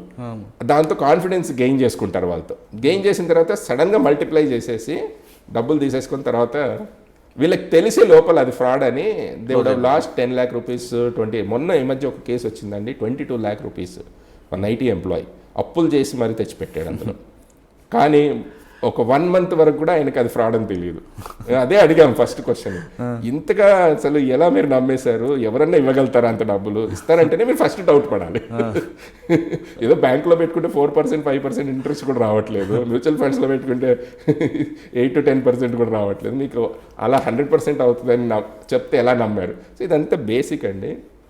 ఈ గ్రీడ్ అనేది పక్కన పెట్టాలి ఫస్ట్ పబ్లిక్. సార్, ఎస్సీ అన్న సంస్థ కేవలం సాఫ్ట్వేర్ ఎంప్లాయీస్ వరకు సెక్యూరిటీ వాళ్ళ డెవలప్మెంట్కి చూస్తుందా, లేదా సోషల్ రెస్పాన్సిబిలిటీ తీసుకొని మీ సెక్టార్లో ఉన్న స్లమ్ ఏరియాలోకి వెళ్ళడం, లేదా అక్కడ స్కూల్లో పిల్లలకి మంచి ఎడ్యుకేషన్ ఇవ్వడం, లేదంటే ఒక ల్యాప్టాప్లో కానీ లేదంటే ఒక పెన్, స్మార్ట్ ఫోన్లు ఇవ్వడం, లేదా గవర్నమెంట్ స్కూల్స్ అడాప్ట్ తీసుకొని వాళ్ళకి ఏమైనా ఫ్రీ ఎడ్యుకేషన్ ఇవ్వడం అంటే చేస్తుంది? చాలా చేస్తున్నారండి. యాక్చువల్లీ చెప్పాలంటే ఇది ఒక పెద్ద టాపిక్, యాక్చువల్లీ చాలా టైం పడుతుంది దీనికి. ఇప్పుడు మన ఎస్సీఎస్సీ ద్వారా ఏదైతే మనం SC SC it self is an NGO. So lot of our member companies వాళ్ళ సిఎస్ఆర్ ఫండ్స్ నుంచి మన ఎస్సీఎస్సీకి షీ షెడ్యూల్ స్పాన్సర్ చేయడము, తర్వాత కెమెరాస్ పెట్టడం, ఇవే సేఫ్టీ సెక్యూరిటీ పరంగా చేసినవి కాకుండా పక్కన పెడితే education, digital literacy, digital education వాళ్ళకి, అంటే కంప్యూటర్ ల్యాబ్ సెటప్ చేయడము, కంప్యూటర్స్, ల్యాప్టాప్స్ ఇవ్వడము ఇలాంటిది. థర్డ్, స్కూల్ ఇన్ఫ్రాస్ట్రక్చర్ ఇంప్రూవ్ చేయడము, టాయిలెట్స్ కట్టించడం. ఆ తర్వాత environment responsibility, environment lakes adopt చేసుకోవడం, చాలామంది కంపెనీస్ లేక్స్ కూడా అడాప్ట్ చేసుకుంటారు. ఇలాంటి చాలా మటుకు ఏరియాస్లో వాళ్ళు సపోర్ట్ చేస్తున్నారండి. అందుకే మనం ఏం చేసామంటే, కొంతమంది ఆర్గనైజేషన్స్కి మేము సిఎస్ఆర్ మాకు ఫండ్స్ ఉన్నాయి, ఏది చేస్తే బాగుంటుంది అనేది కూడా అవగాహన లేదు ఇప్పటికీ. ఎక్కడ ఖర్చు పెడితే కరెక్ట్గా మన డబ్బులకి వాల్యూ వస్తుంది, మనం పెట్టే డబ్బులు కరెక్ట్గా నీడీ పీపుల్కి చేరుతుందా లేదా అన్న దాని మీద ఉంది. అందుకే మనం ఇప్పుడు ఎస్సీఎస్సీలో ఒక సిఎస్ఆర్ వింగ్ అని 5th హారిజాంటల్ స్టార్ట్ చేసాం. Women safety, road safety, cyber security ఫోరంలు ఉన్నాయి కదా, 5వది సిఎస్ఆర్ అని పెట్టాం. మన వెంకట్ టంకసాల గారు దానికి జాయింట్ సెక్రటరీ అనమాట. దీని ద్వారా మనకి ఎవరైనా వచ్చినా కానీ మిగతా ఎన్జిఓస్తో మనం వర్క్ చేసి వాళ్ళకి హెల్ప్ చేస్తాం. ఒకటే సేఫ్టీ అండ్ సెక్యూరిటీయే కాకుండా అన్నిటికీ హెల్ప్ అవ్వడానికి అనమాట, ఆల్ సెక్షన్స్ ఆఫ్ సొసైటీకి. ఓకే, అంటే సోషల్ రెస్పాన్సిబిలిటీ తీసుకుంటున్నారు మీరు. ఓకే సార్, ఇప్పుడు మీరు ఇన్ని రకాల 4 steps తీసుకొస్తున్నారు, మనకు 5వ స్టెప్ మీదకి వెళ్తున్నారు. కానీ ఇటీవల కాలంలో కరోనా వచ్చింది. అవును, కరోనా రావడంతో ఇండస్ట్రీ అంతా కొలాప్స్ అయిపోయింది అండ్ ఒక ప్రచారం, వర్క్ ఫ్రమ్ హోమ్ అండ్ కొంత, దానివల్ల కొంతమంది క్యాబ్ డ్రైవర్లు కొన్ని వాటి మీద బతికి వాళ్ళ కుటుంబాలకు ఉన్నాయి. ఇంత సంక్షోభంలో సైబరాబాద్లో సాఫ్ట్వేర్ కంపెనీలకి ఎలాంటి నష్టం జరగకుండా ఎస్సీ ఏ విధంగా సపోర్ట్ చేసుకుంటూ వచ్చింది? ఇది చాలా ఇంట్రెస్టింగ్ టాపిక్ అండి నాకు, especially because last 1 year, March 23rd రోజు ఎక్కడైతే మనకి లాక్డౌన్ అన్నది వచ్చిందో, ఆ రోజు సడన్గా, అంటే చాలా సడన్గా ఇవన్నీ వచ్చేసాయి. ఐటీ కంపెనీస్ అందరూ ఫస్ట్ కాల్ ఎస్సీఎస్సీ కొట్టేసి మేము ఎలా చేయాలి, బికాజ్ ఇప్పుడు వర్క్ ఫ్రమ్ హోమ్ అంటున్నారు, మరి మెషిన్స్ అన్నీ మూవ్ చేయాలి ఇంటికి, తర్వాత కొంతమంది క్రిటికల్ స్టాఫ్ ఆఫీస్కి రావాలి లాక్డౌన్లో, వాళ్ళకి పాసులు ఏంటి అని చెప్పేసి వస్తే మనం ఇమ్మీడియట్గా ఏం చేసాం, 24th March సిపి సజ్జనార్ గారి నేతృత్వంలో సైబరాబాద్ కోవిడ్ కంట్రోల్ రూమ్ అని ఏర్పాటు చేశాం ఇమీడియట్గా. అప్పుడు ఏర్పాటు చేసి వితిన్ 1 weekలోనండి మనము ఎంటైర్ ఇప్పుడు 6.5 లక్షల మంది ఐటీ ఎంప్లాయీస్, అంటే డెలివరీ మీద పనిచేసే వాళ్ళు, క్లయింట్ ప్రాజెక్ట్స్ మీద పనిచేసే వాళ్ళు, వాళ్ళని ఇంట్లోకి డెస్క్టాప్లు, ల్యాప్టాప్లు, మిగతా యూపీఎస్లు, ఇవి చిన్న యూపీఎస్లు కానీ ఇంకేమైనా కంప్యూటర్ పెరిఫెరల్స్ షిఫ్ట్ అవ్వడానికి మనం పాసులు ఇచ్చాం. అదేవిధంగా ఆఫీస్కి వచ్చి data centre staff, data centre run అవ్వాలి కదా, ప్లస్ క్రిటికల్ ఆపరేషన్స్ రన్ అవ్వాలి, వాళ్ళు ఆఫీస్కి రావాలి ఇంటి నుంచి, అంటే వాళ్ళకి పాసులు ఇచ్చాం. ఇక్కడ డే నైట్ అండి మనకి అసలు 1 week నేను కూడా ఇక్కడే ఉన్నాను, సార్ కూడా, సిపి సార్ కూడా ఇక్కడే ఉన్నారు ఆఫీస్లో. లిటరల్లీ మెయిన్ కాన్ఫరెన్స్ రూమ్లో మేము ఉండేవాళ్ళము, మెంబర్స్ వచ్చి పాసులు తీసుకొని వెళ్ళేవాళ్ళు అనమాట. సో 6.5 లక్షల ఆఫీసులు సెటప్ చేసినట్టు అయ్యింది 1 వీక్లో. అంటే 6.5 లక్షల మంది ఎంప్లాయీస్ ఒక 1000 ఆఫీసులకు వచ్చేవాళ్ళు సడన్గా ఆ 6.5 లక్షల ఆఫీసులు ఇంట్లలో సెటప్ అయ్యాయి. ఈ 1 వీక్ మొట్టమొదటిగా మనం ఏర్పాటు చేసి first city in the country to go without impact అనమాట. బిజినెస్ అనేది కంటిన్యూ అయింది without much of an impact at all. మనం చేసిన తర్వాత బెంగళూరు, ఎందుకంటే ఇవన్నీ హైదరాబాద్లో జరిగిపోయింది. ఇంత స్మూత్గా ఎలా జరిగిందంటే అందరూ వెళ్ళి వాళ్ళకి చెప్పారు, మా దగ్గర ఒక సెక్యూరిటీ కౌన్సిల్ అని ఒక సంస్థ ఉందండి, వాళ్ళు కొలాబరేట్ చేశారు చక్కగా సైబరాబాద్ పోలీస్తో, రాచకొండ పోలీస్తో, హైదరాబాద్ సిటీ పోలీస్తో. మాకు ఎంప్లాయీ మూవ్మెంట్ కానీ అసెట్ మూవ్మెంట్ కానీ అసలు ఇబ్బంది లేకుండా చేశారు వాళ్ళు. అప్పుడు ఆ బెంగళూరు కానీ, చెన్నై కానీ, బాంబే కానీ, పూణే కానీ అప్పుడు రియలైజ్ అయ్యారు ఇలాంటి ఆర్గనైజేషన్ ఒకటి ఉంటే చాలా బాగుండేది. పూణే నుంచి కూడా ఫోన్లో వచ్చాయండి, పూణే నుంచి వచ్చాయి, చెన్నై నుంచి వచ్చాయి. ఎందుకంటే అక్కడ ప్రెషర్ బిల్డ్ అయింది. పూణే వెళ్ళినట్టున్నారండి? పూణే నేను వెళ్ళానండి, అది ప్లాస్మా దానికి వెళ్ళాను యాక్చువల్లీ ఆ టైంలో. సో ఫస్ట్ ఈ బిజినెస్ కంటిన్యూటీకి వస్తే మనం వితౌట్ ఎనీ ఇంపాక్ట్ అండి, సింగిల్ డే ఇంపాక్ట్ కూడా లేకుండా, మనం ప్రొడక్టివిటీ లాస్ అవ్వకుండా, రెవెన్యూ లాస్ అవ్వకుండా, $1 కూడా మన కంపెనీస్ లూజ్ అవ్వకుండా క్లయింట్స్తో ఇమ్మీడియట్గా ఇది చేసిన దానికి చాలా ఇండస్ట్రీ కమెండబుల్ అప్రిషియేషన్ చేశారండి మనందరికీ. అది అలా చేసి ఇప్పటికీ వాళ్ళకి ఇంకోటి ఈ టైంలో స్టాండర్డ్ ఆపరేటింగ్ ప్రొసీజర్ ఒకటి అడిగారు. ఒకవేళ ఆఫీసులకు రావాలంటే ఎలాంటి మెజర్స్ తీసుకోవాలి, మాస్కులు కానీ, శానిటైజింగ్ కానీ, డిస్ఇన్ఫెక్షన్ కానీ, ఒకవేళ ఒక కోవిడ్ పాజిటివ్ కేసు వస్తే ఎలా చేయాలి, ఇవన్నీ మనం March 4th మీకు గుర్తుందో లేదో రహేజా మైండ్ స్పేస్లో ఒక కంపెనీలో ఫస్ట్ పాజిటివ్ కేసు అని వచ్చింది. అది యాక్చువల్లీ ఫాల్స్ కేసు అని తర్వాత అనౌన్స్ అయ్యింది చేసిన తర్వాత, బట్ ఫస్ట్ వచ్చేసింది. దాంతో టోటల్ ఇండస్ట్రీ షేక్ అయిపోయింది. ఒక్క కేసు రాగానే ఏం చేయాలి, ఎందుకంటే ఆ విషయం విన్న నెక్స్ట్ మూమెంట్ టోటల్ బిల్డింగ్లోంచి జనాలు బయటికి పరిగెత్తుకుని రావడం జరిగింది. మీకు తెలిసి ఎలా స్కేర్ ఉండే కోవిడ్ స్కేర్ అంటే, కోవిడ్ వచ్చిందంటే ఇంకా మేము పోతాము అంటే అది ఒక్కడ మనకు కేవలం హైదరాబాదే కాదండి, టోటల్ అన్ని దేశాల్లో అలానే జరిగింది. హైదరాబాద్ లో సాఫ్ట్వేర్ కంపెనీలో కరోనా అన్నది ఫస్ట్ న్యూస్ వచ్చింది March 4th, నాకు బాగా గుర్తుంది. అది వచ్చిన తర్వాత అందరు మాకు స్టాండర్డ్ ఆపరేటింగ్ పానిక్ అయ్యారు. మరి వాళ్ళంటే ఒకళ్ళు చూసి ఒకళ్ళు వెళ్ళడం. అప్పుడు మేము ఏం చేసాము, అన్ని ఐటీ కంపెనీస్కి కాల్ పెట్టుకున్నాం మేము ఇమీడియట్గా. టెలికాన్ఫరెన్స్ పెట్టారు సిపి సజ్జనార్ గారు. మేము అందరూ ఐటీ హెడ్స్ని అందరినీ ఒక కాన్ఫరెన్స్ పెట్టేసి ముందు చెప్పాము, మేము స్టాండర్డ్ ఆపరేటింగ్ ప్రొసీజర్ డాక్యుమెంట్ తయారు చేశాము, ఇది రిలీజ్ చేస్తున్నాం, మీరు బ్లైండ్గా దీన్ని ఫాలో అవ్వండి. ఏదైనా కోవిడ్ వస్తే ఫస్ట్ నైబరింగ్ కంపెనీకి చెప్పేసి ప్యానిక్ అవ్వకుండా వాళ్ళని ఇవాక్యువేట్ చేయడము, ఇలాంటి జాగ్రత్తలు. అది ఎంత చక్కటి స్టాండర్డ్ ఆపరేటింగ్ ప్రొసీజర్ అంటే అది చూసిన తర్వాత బ్లైండ్గా ఫాలో అయిపోయారు. నెక్స్ట్ డే నుంచి no panic, absolutely no panic. But of course ఆ March 4th నుంచి March 23rd వరకు లాక్డౌన్ వచ్చిన తర్వాత మారిపోయింది. తర్వాత ఆ రోజు నుంచి ఒక్కొక్క ఛాలెంజ్ అండి. ఫస్ట్ బిజినెస్ కంటిన్యూటీ, నెక్స్ట్ వచ్చేది చాలా విమెన్ ఎంప్లాయీస్ హాస్టల్స్లో ఉన్నారు. అవును, హాస్టల్స్లో ప్రాబ్లం ఏమైందంటే హాస్టల్ మేనేజ్మెంట్ వాళ్ళేమో మీరు వెకేట్ చేసి వెళ్ళండి, బికాజ్ మా దగ్గర కుక్స్ లేరు ఫుడ్ వండడానికి, వాళ్ళు ఊరికి వెళ్ళిపోయారు లాక్డౌన్ అని చెప్పేసి, మాకు వాటర్ సప్లై ప్రాబ్లం ఉంది మీరంటే. అప్పుడు మేము అందరు హాస్టల్స్ 200 మంది హాస్టల్స్తో మీటింగ్ పెట్టుకున్నాం. కలెక్టర్ గారు అమయ్ కుమార్ గారు, సజ్జనార్ గారు, మేము అందరం హాస్టల్ ఓనర్స్ని పిలిపించాం. మీరు క్లోజ్ చేయకూడదు ఇలా అర్ధాంతరంగా, బికాజ్ అమ్మాయిలు రోడ్డు మీదకి వచ్చేసి ఎక్కడికి వెళ్తారు, ఒకళ్ళు విజయవాడ నుంచి, ఒకళ్ళు గుంటూరు నుంచి, ఒకళ్ళు ఇక్కడ నిజామాబాద్, కరీంనగర్, వాళ్ళు వెళ్ళడానికి వెళ్ళాం. ముందు మేము బస్సెస్ అరేంజ్ చేస్తాం వాళ్ళకి వెళ్ళడానికి, అప్పుడు కానీ మీరు క్లోజ్ అలా మీరు అబ్రప్ట్గా మేము క్లోజ్ చేస్తాం మీరు వెళ్ళిపోండి అంటే వాళ్ళు ఎక్కడికి వెళ్తారు అని చెప్పి వాళ్ళు చెప్పినప్పుడు అందరు హాస్టల్స్ వాళ్ళు ఆపరేట్ చేశారండి. వాళ్ళు ఇప్పుడు ఒక అసోసియేషన్ చేసుకున్నారు. వాళ్ళు కూడా కమ్యూనికేషన్ వాళ్ళకు కూడా ఈజీ అవ్వాలని చెప్పేసి వాళ్ళు కూడా ఒక అసోసియేషన్ చేసుకున్నారు. సో అలా ఒక్కొక్క రోజు చూసుకుంటే ఒక్కొక్క ప్రాబ్లం వస్తుందండి. అది అయిపోయిన తర్వాత మనకి షార్టేజ్ ఆఫ్ బ్లడ్ యూనిట్స్ వచ్చింది తర్వాత, ఎందుకంటే కంప్లీట్ లాక్డౌన్, బ్లడ్ బ్యాంక్స్ అన్నీ నిల్వలు తగ్గిపోయాయి కంప్లీట్గా. తలసీమియా పేషెంట్స్ వాళ్ళు ఫస్ట్ ఎఫెక్టెడ్. వాళ్ళు వచ్చి మా దగ్గర అడిగారు రెడ్ క్రాస్ సొసైటీ, ఇప్పుడు ఏమన్నా చేస్తే అంటే నేను సజ్జనార్ గారు మేము వచ్చి ఫస్ట్ బ్లడ్ డొనేషన్ ఇస్తామండి అని విద్యానగర్ రెడ్ క్రాస్కి వెళ్ళాం. ఆ రోజు April 12th first blood unit ఇచ్చిన తర్వాత ఈ మొన్నటి వరకు చూసుకుంటే దాదాపు అండి 8,500 యూనిట్స్ మనం కలెక్ట్ చేసాం. 8,500. అది ఒక నీడ్. ఆ తర్వాత చూసుకున్నట్టయితే ప్లాస్మా మీకు తెలిసిందే. సార్ ప్లాస్మాలో ఎందుకంటే సైబరాబాద్ కమిషనర్ సజ్జనార్ గారు దానికి ఒక యజ్ఞంలాగా తీసుకున్నారు. అంటే ఒక మనిషికి ఒక ప్లాస్మా దానం చేసి 2 మనుషుల ప్రాణాలు కాపాడుతుందని ఒక క్యాప్షన్ ఇవ్వడం. సజ్జనార్ గారి యొక్క ఉన్న ఆ ఫేమ్తో చాలామంది వచ్చారు. ఆ యజ్ఞంలో మీ పాత్ర ఏంటంటే? అయితే ఇక్కడ ఈ ప్లాస్మా ఇనిషియేటివ్ సార్ తీసుకోవడానికి ఇంకో కారణం ఉందండి, నేను చెప్తాను అదేంటో. ఆ టైంలో ఈ ప్లాస్మా అనేది ఒక సొల్యూషన్ అని వచ్చిన తర్వాత కమర్షియలైజేషన్ ఒకటి స్టార్ట్ అయ్యే ఛాన్స్ ఉందన్నమాట. అవును.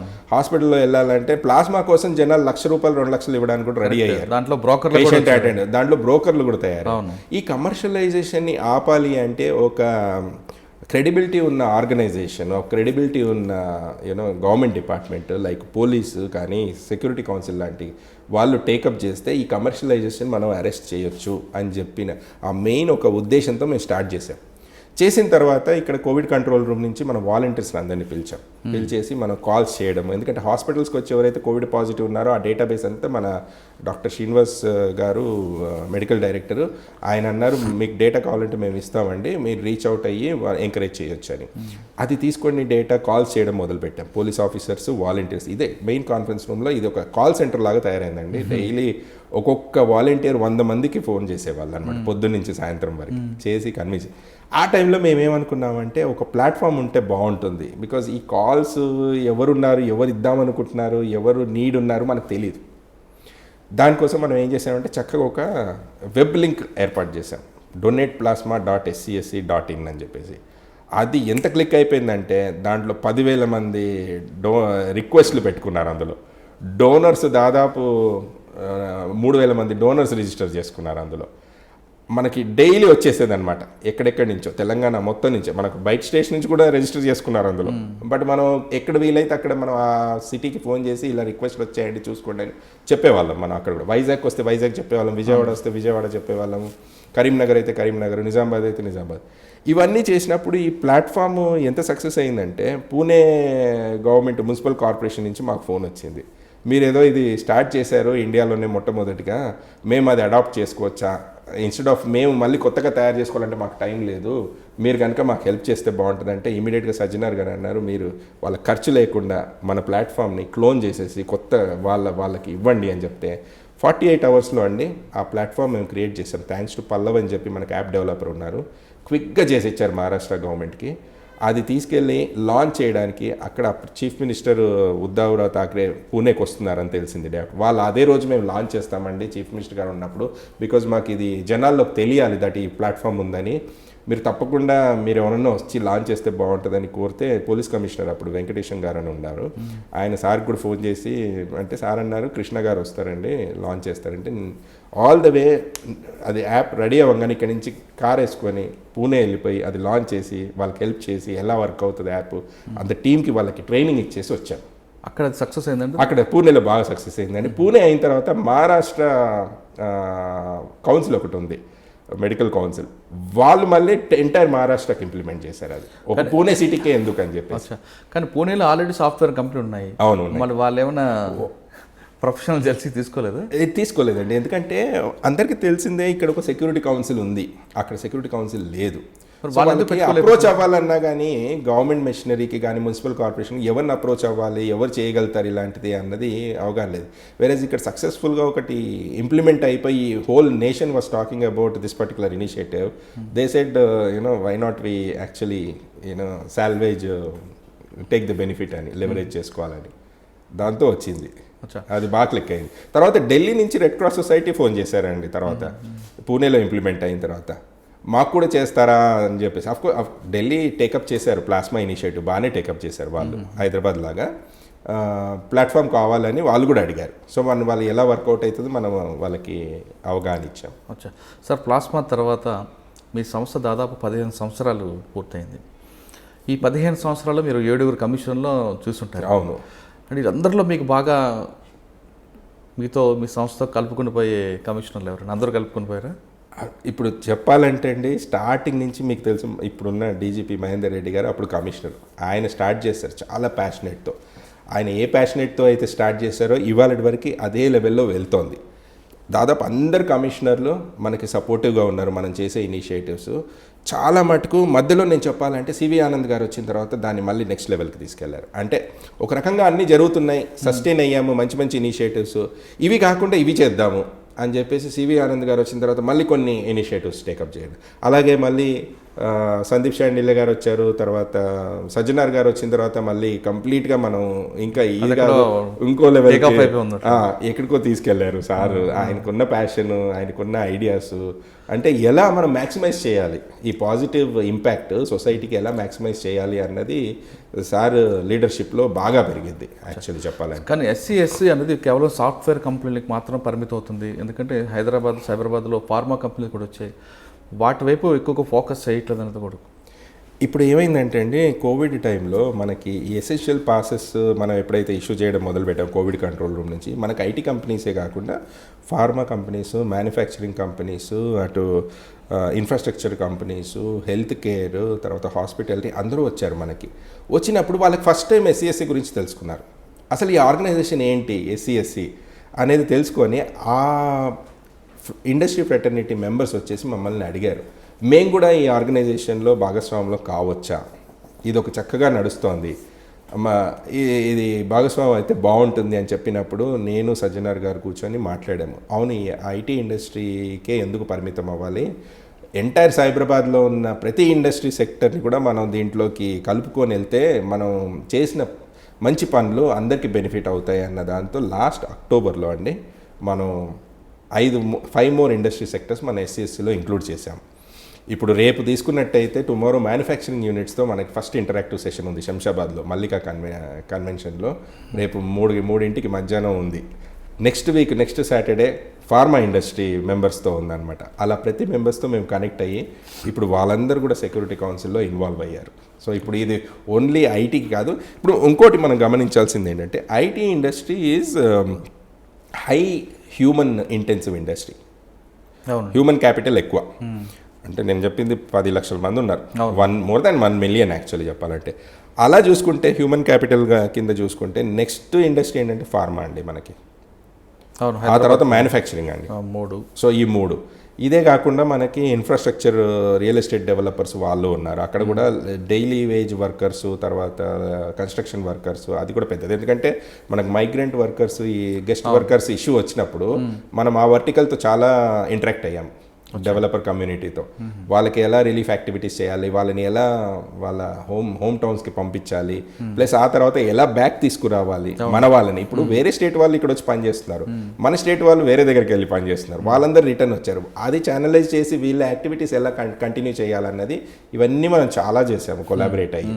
సో ఇవన్నిటితో ఏంటంటే వాళ్ళకి చాలా కాన్ఫిడెన్స్ పెరిగి ఇప్పుడు వాళ్ళందరూ కూడా మన సెక్యూరిటీ కౌన్సిల్లో మెంబర్ అయ్యి ఉందామని చెప్పినందుకు ఎస్సీఎస్సీ ఆర్గనైజేషన్ ఇప్పుడు మొత్తానికి మనం ఎంటైర్ సైబరాబాద్లో ఉన్న ప్రతి ఇండస్ట్రీ సెక్టర్కి ఎక్స్టెండ్ చేయడం జరిగిందనమాట. కాకపోతే ఫోకస్ ఏరియా ఐటీ ఉంటుంది, ఎందుకంటే it is high human intensive sector కాబట్టి. కానీ ఎస్సీ చేసే ప్రతి ఈవెంట్ కేవలం సైబరాబాద్కే పరిమితం అవుతుంది. రాచకొండలో కానీ, హైదరాబాద్లో కానీ, వరంగల్ ఆ ప్రాంతంలో కూడా సాఫ్ట్వేర్ కంపెనీలు ఉన్నాయి, అటుపై ఎక్కువగా ఫోకస్ చేయట్లేదని కూడా వినిపిస్తుంది. అలా ఏం లేదండి. ఇప్పుడు మనకి మీరు చూసుకున్నట్టయితే Cyberabad, Rachakonda commissionerate was part of Cyberabad in the past. Automatically మనం చేసినవన్నీ సైబరాబాద్ ఏరియాకి ఇంప్లిమెంట్ అయ్యాయి. ఎప్పుడైతే మనకి 3 years బ్యాక్ డివిజన్ అయ్యిందో రాచకొండ కమిషనరేట్, అక్కడ మనం 1.5 year back Rachakonda security council ఏర్పాటు జరిగింది. అక్కడ సెపరేట్ జనరల్ సెక్రటరీ ఉన్నారు, సెపరేట్ ఆఫీస్ బేరర్స్ టీమ్ ఉన్నారు, and Rachakonda police commissioner Mahesh Bhagwat గారు is the chairman for that council. అయితే మహేష్ భాగవత్ గారు and team always was part of this SCSC in the past also.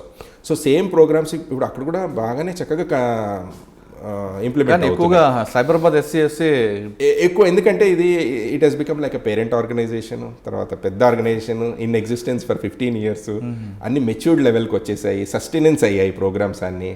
That is why SCSC is more known. But on the ground level రాచకొండలో కూడా మీరు చూసుకున్నట్టయితే అవుతున్నాయి. హైదరాబాద్లో కూడా సెక్యూరిటీ కౌన్సిల్ ఏర్పాటు అయిందండి. 5 zones ఉన్నాయి అక్కడ, పోలీస్ డిప్యూటీ కమిషనర్ జోన్స్. ఆ 5 zonesకి 5 కన్వీనర్స్ ఉన్నారు అక్కడ. కాకపోతే అది చాలా హెట్రోజినస్ మెంబర్ కమ్యూనిటీ అని. ఇక్కడ లాగా కాన్సన్ట్రేటెడ్ ఐటీ లేకపోతే ఫార్మా ఇలా కాకుండా హైదరాబాద్ సిటీ చూసుకున్నట్టయితే చాలా డిఫరెంట్ అండి. అది మీకు ఎక్కడ ఒక ఇండస్ట్రీ సెక్టర్ కనిపించదు. ఎక్కువ ట్రేడింగ్ కమ్యూనిటీ ఉంటుంది, ఎడ్యుకేషనల్ ఇన్స్టిట్యూట్స్ ఉంటాయి, ఇలా ఉంటాయి, కానీ మీకు ఎక్కడ ఒక పెద్ద ఇండస్ట్రీస్ లేవు. అయినా కానీ in spite of those challenges అక్కడ పోలీస్ కమిషనర్ అంజనీ కుమార్ గారు అలాంగ్ విత్ 5 డీసీపీస్ చక్కగా సెక్యూరిటీ కౌన్సిల్ అనేది లాంచ్ చేశారు. ప్రోగ్రామ్స్ కూడా టేకప్ చేస్తారు. లైక్ ట్రాఫిక్ వాలంటీర్స్ అన్న ప్రోగ్రామ్ అక్కడ జరుగుతుంది, రాచకొండలో ఇక్కడ జరుగుతుంది. ఉమెన్ సేఫ్టీ ఇనిషియేటివ్స్ అక్కడ జరుగుతున్నాయి, ఇక్కడ జరుగుతున్నాయి. ఇప్పుడు నెక్స్ట్ మన డీజీపీ గారు నెక్స్ట్ విజన్ ఏంటంటే ఈ సెక్యూరిటీ కౌన్సిల్ని ఎంటైర్ తెలంగాణ స్టేట్ ప్రతి డిస్ట్రిక్ట్లో పెట్టాలని చెప్పారు, ప్రతి ఎస్పీ లెవెల్లో ఉండాలని చెప్పేసి. Other police commissionerates like Karimnagar, Nizamabad, Warangal, Khammam ఇవన్నీ తీసుకుంటే కూడా అక్కడ కూడా ఫ్రేమ్ వర్క్ ఆల్రెడీ జరుగుతోంది. మేము ఇనీషియల్ మీటింగ్స్ చేసాం ఆల్రెడీ, లాస్ట్ ఇయర్ కోవిడ్ ముందే చేసాం ఇవన్నీ. కాకపోతే ఇప్పుడు అక్కడ కొంచెం ఫ్రేమ్ వర్క్ పెట్టేసి మా సపోర్ట్ సహకార్యంతో మనం ఐ ఫీల్ తొందరలోనే సెక్యూరిటీ కౌన్సిల్స్ అన్ని చోట్ల ఏర్పాటు జరుగుతాయని నా నమ్మకం. సార్ ఇప్పుడు ఎస్సీని చూసిన తర్వాత ఎందుకంటే సాఫ్ట్వేర్ కంపెనీలు ఎక్కువగా బెంగళూరు కనిపిస్తుంది, అక్కడ కూడా ఇలాంటిది సెక్యూరిటీ కౌన్సిల్ వచ్చేసండి ఇప్పుడు మనకి 2 స్టేట్స్ నుంచి బాగా అడుగుతున్నారు, మేము ఇది ఫామ్ చేస్తే ఎలా, అసలు మీరు ఎలా చేశారు, దీనికి ఫండింగ్ ఎక్కడి నుంచి వచ్చింది, అసలు ఇన్ని రోజులు ఎలా సస్టైన్ అయింది, అది ఫస్ట్ క్వశ్చన్. అంటే ఎక్కువ బెంగళూరు అడుగుతున్నారు లేదా గురుగాం, నోయిడా? గుడ్గాం వాళ్ళు అడిగారండి, దాదాపు 5 ఏళ్ల క్రితం గుడ్గాం వాళ్ళు అడిగారు. వాళ్ళు టేకప్ చేశారు, వాళ్ళు టేకప్ చేశారు కానీ సమ్మో అది సక్సెస్ అవ్వలేదు. నోయిడా లేదు, ఓన్లీ గుడ్గాం అడిగారు. మనకి గుడ్గాం అడిగారు కానీ వాళ్ళు అప్పుడున్న ఆఫీసర్ ఎవరు జాయింట్ కమిషనర్ వచ్చినప్పుడు మాట్లాడాము ఇది, కానీ ఇంప్లిమెంట్ యాక్చువల్లీ లాంచ్ అవ్వలేదు అక్కడ. సిమిలర్లీ ఇప్పుడు బెంగళూరు నుంచి ఎంక్వైరీస్ వచ్చాయి, తర్వాత చెన్నై వాళ్ళు సీరియస్గా కన్సిడర్ చేస్తున్నారు. ఇప్పుడు ఎందుకు కన్సిడర్ చేస్తున్నారంటే ఇక్కడున్న ఐటీ ఫర్మ్స్ అందరికీ బ్రాంచెస్ చెన్నైలో ఉన్నాయి, బెంగళూరులో ఉన్నాయి, పూణేలో ఉన్నాయి. ఇక్కడ ఇంత సాఫీగా కోల్కతాలో కూడా ఉన్నాయి కదా, కొన్ని ఉన్నాయి, కోల్కతాలో కూడా ఉన్నాయి. కానీ ఎక్కువ ఎందుకంటే మన బ్రాంచెస్ హైదరాబాద్లో ఉన్న కంపెనీ బ్రాంచెస్ అక్కడ ఉన్నాయి, బెంగళూరు, చెన్నై ఉన్నాయి, పూణే ఉన్నాయి, బాంబే, ఢిల్లీ ఎక్కువ ఉన్నాయి. కోల్కతాలో కూడా కొంత మటుకు ఉన్నాయి, లార్జ్ కంపెనీస్ ఉన్నాయి ప్రెజెన్స్ అక్కడ కూడా. కానీ మనకి ఎంక్వైరీస్ ఈ సిటీస్ నుంచి ఎందుకు ఎక్కువగా వస్తున్నాయి అంటే అక్కడ ప్రెషర్ బిల్డ్ అవుతుంది ఇండస్ట్రీ నుంచి. మాకు కూడా ఒక కౌన్సిల్, సెక్యూరిటీ కౌన్సిల్ ఉంటే చాలా బాగుంటుంది కదా ఇంటరాక్షన్. ఇప్పుడు ఎవరికైనా approach to police is not so easy. ఇక్కడ because of Cyberabad security council వాళ్ళకి ఒక పోలీస్ కమిషనర్ని కలవాలన్నా, డిప్యూటీ కమిషనర్స్ని కలవాలన్నా it is so easy because there is a platform already, they are members, they are aware. Commissioner గారికి అందరూ తెలుసు, సిఇఓ సెంటరేట్స్ వాళ్ళకి ఇప్పుడు పరిచయం, ఏదైనా అడగాలన్నా అప్రోచ్ ఉంది. ఇప్పుడు మిగతా స్టేట్స్ మీరు తీసుకున్నట్టయితే police organizations the way they work, ఎవరన్నా కంపెనీ హెడ్ వెళ్ళి కలవాలంటే, ఒక ఎస్హెచ్ఓని కలవాలంటేనే అదొక పెద్ద గొప్ప, అక్కడ అప్రోచ్ ఉండదండి. అక్కడ డైరెక్ట్గా వెళ్ళి కమిషనర్నో డిప్యూటీ కమిషనర్నో కలిసి వాళ్ళ సమస్యలు చెప్పుకునే అంత ఇది లేదు. అందుకే వాళ్ళందరూ ప్రెషర్ తీసుకొస్తున్నారు అక్కడి నుంచి కూడా, మాకు ఇలాంటి కౌన్సిల్ ఉంటే బాగుంటుందండి బికాస్ హైదరాబాద్లో చక్కగా జరిగిపోతున్నాయి పనులు, మా ఓన్ బ్రాంచ్ వాళ్ళు చేయగలుగుతున్నారు, మేము చేయలేకపోతున్నాము. ఇప్పుడు కోవిడ్ టైంలో కూడా విత్ ఇన్ 4 days అందరూ వర్క్ ఫ్రమ్ హోమ్ నుంచి వర్క్ చేయడం స్టార్ట్ చేశారు. మేము స్ట్రగుల్ అయ్యాము ఇక్కడ. 15 days తర్వాత కూడా మాకు ఎవరిని వెళ్ళి అడగాలో మాకు తెలియదు పాసెస్కి. అలాంటి సిచ్యువేషన్లో నీడ్ వచ్చేసి మాకు ఆ టైంలో ఫోన్లు వచ్చాయి, ఈ కౌన్సిల్ ఎలా ఫామ్ చేస్తారు, దీనికి ఫ్రేమ్ వర్క్ ఏంటి, దీనికి ఫండింగ్ ఎక్కడి నుంచి వస్తుంది, ఇది ఎలా సస్టైన్ అయింది అని మొత్తం అడిగితే మన బైలాస్, ఫ్రేమ్ వర్క్, ఇది ఎలా వర్క్ చేయాలి, మెంబర్షిప్ ఫీ ఎంత, ఎలా కావాలి, ఇవన్నీ జరిగాయి. ఇప్పుడు దే ఆర్ అండర్.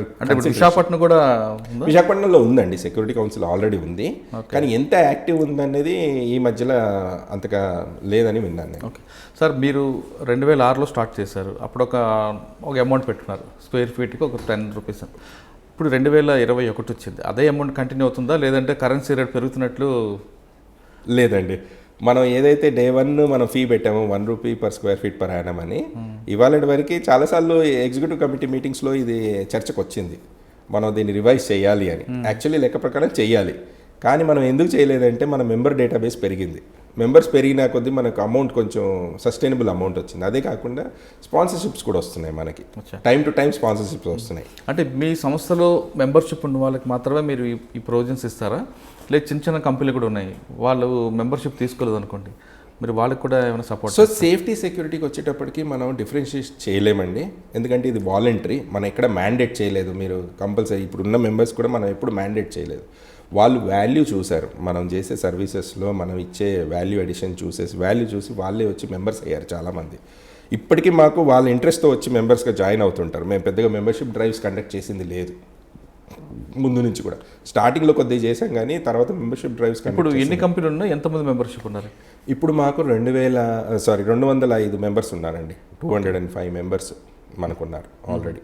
సార్ ఇప్పుడు ఫైనల్గా 2 క్వశ్చన్స్ అండి.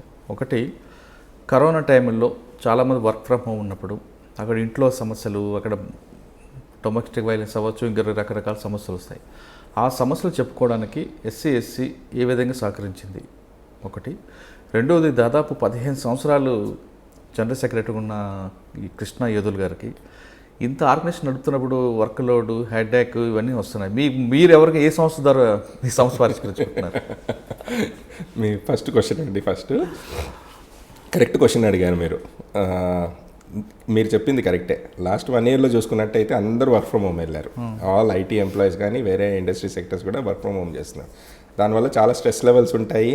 ఎస్పెషల్లీ విమెన్ ఎంప్లాయీస్ అటు ఇంటి వర్క్ చూసుకోవాలి, డొమెస్టిక్ వర్క్, ఇటు ప్రొఫెషనల్ వర్క్ లాగిన్ అయ్యి ఇది చూసుకోవాలి, అటు పిల్లలు ఇంట్లోనే పిల్లలు కూడా ఇంట్లో నుంచే చదువుకుంటున్నారు, స్కూల్కి వెళ్ళట్లే. ఆన్లైన్ ఇదివరకు వాళ్ళు స్కూల్కి వెళ్ళేవాళ్ళు, హస్బెండ్ ఆఫీస్కి వెళ్ళేవాళ్ళు, లేకపోతే బిజినెస్కి వెళ్ళేవాళ్ళు, వాళ్ళు కంపెనీస్కి వచ్చేవాళ్ళు, ఫోకస్గా జరిగేది. సడన్గా అన్నీ ఒకటే రూఫ్, అండర్ వన్ రూఫ్ ఇవన్నీ జరగాలంటే స్ట్రెస్ ఒక మహిళ మీద చాలా ఉంటుంది. అప్పుడు మనం ఏం చేసామంటే ఈ నీడ్ అనేది మాకు అరైజ్ అయింది. ఎప్పుడు ఆల్మోస్ట్ మనకి లాస్ట్ జూన్ జూలైలో మనకి వస్తోంది ఫీలర్స్, చాలా స్ట్రెస్ లెవెల్స్ పెరుగుతున్నాయి. అప్పుడు మనం సంఘమిత్ర అని చెప్పి ఒక ప్రోగ్రామ్ లాంచ్ చేసామండి. It is nothing but Margdarshak ఏంటంటే కంపెనీస్లో జరుగుతాయి. కంపెనీస్ నుంచి నామినేట్ అయ్యి ఎంప్లాయీస్ కంపెనీస్లో ఉంటారు కాబట్టి వాళ్ళకి ఈజీగా అప్రోచ్ అయ్యేటట్టు. సంఘమిత్రాస్ ఏంటంటే మీరు గేటెడ్ కమ్యూనిటీస్ ఉన్నాయి కదా, ఇప్పుడు మొత్తం ఇటు సైబరాబాద్ ఏరియాలో చూసుకుంటే మీకు మై హోమ్ కానీ, నల్గొండలో కానీ, లేకపోతే అపర్ణ టవర్స్ కానీ ఎన్నో గేటెడ్ కమ్యూనిటీ, ఒక్కొక్క గేటెడ్ కమ్యూనిటీస్లో 1500 నుంచి 2000 ఫ్లాట్స్ ఉన్నాయి. అందులో నుంచి మనం ఐడెంటిఫై చేసి సంఘమిత్రాస్ అని చెప్పి ట్రైన్ చేసాము. Again 3 levels of training, same as Margadarshak women's laws మీద ట్రైన్ చేశాము. ఇందులో both men and women are trained.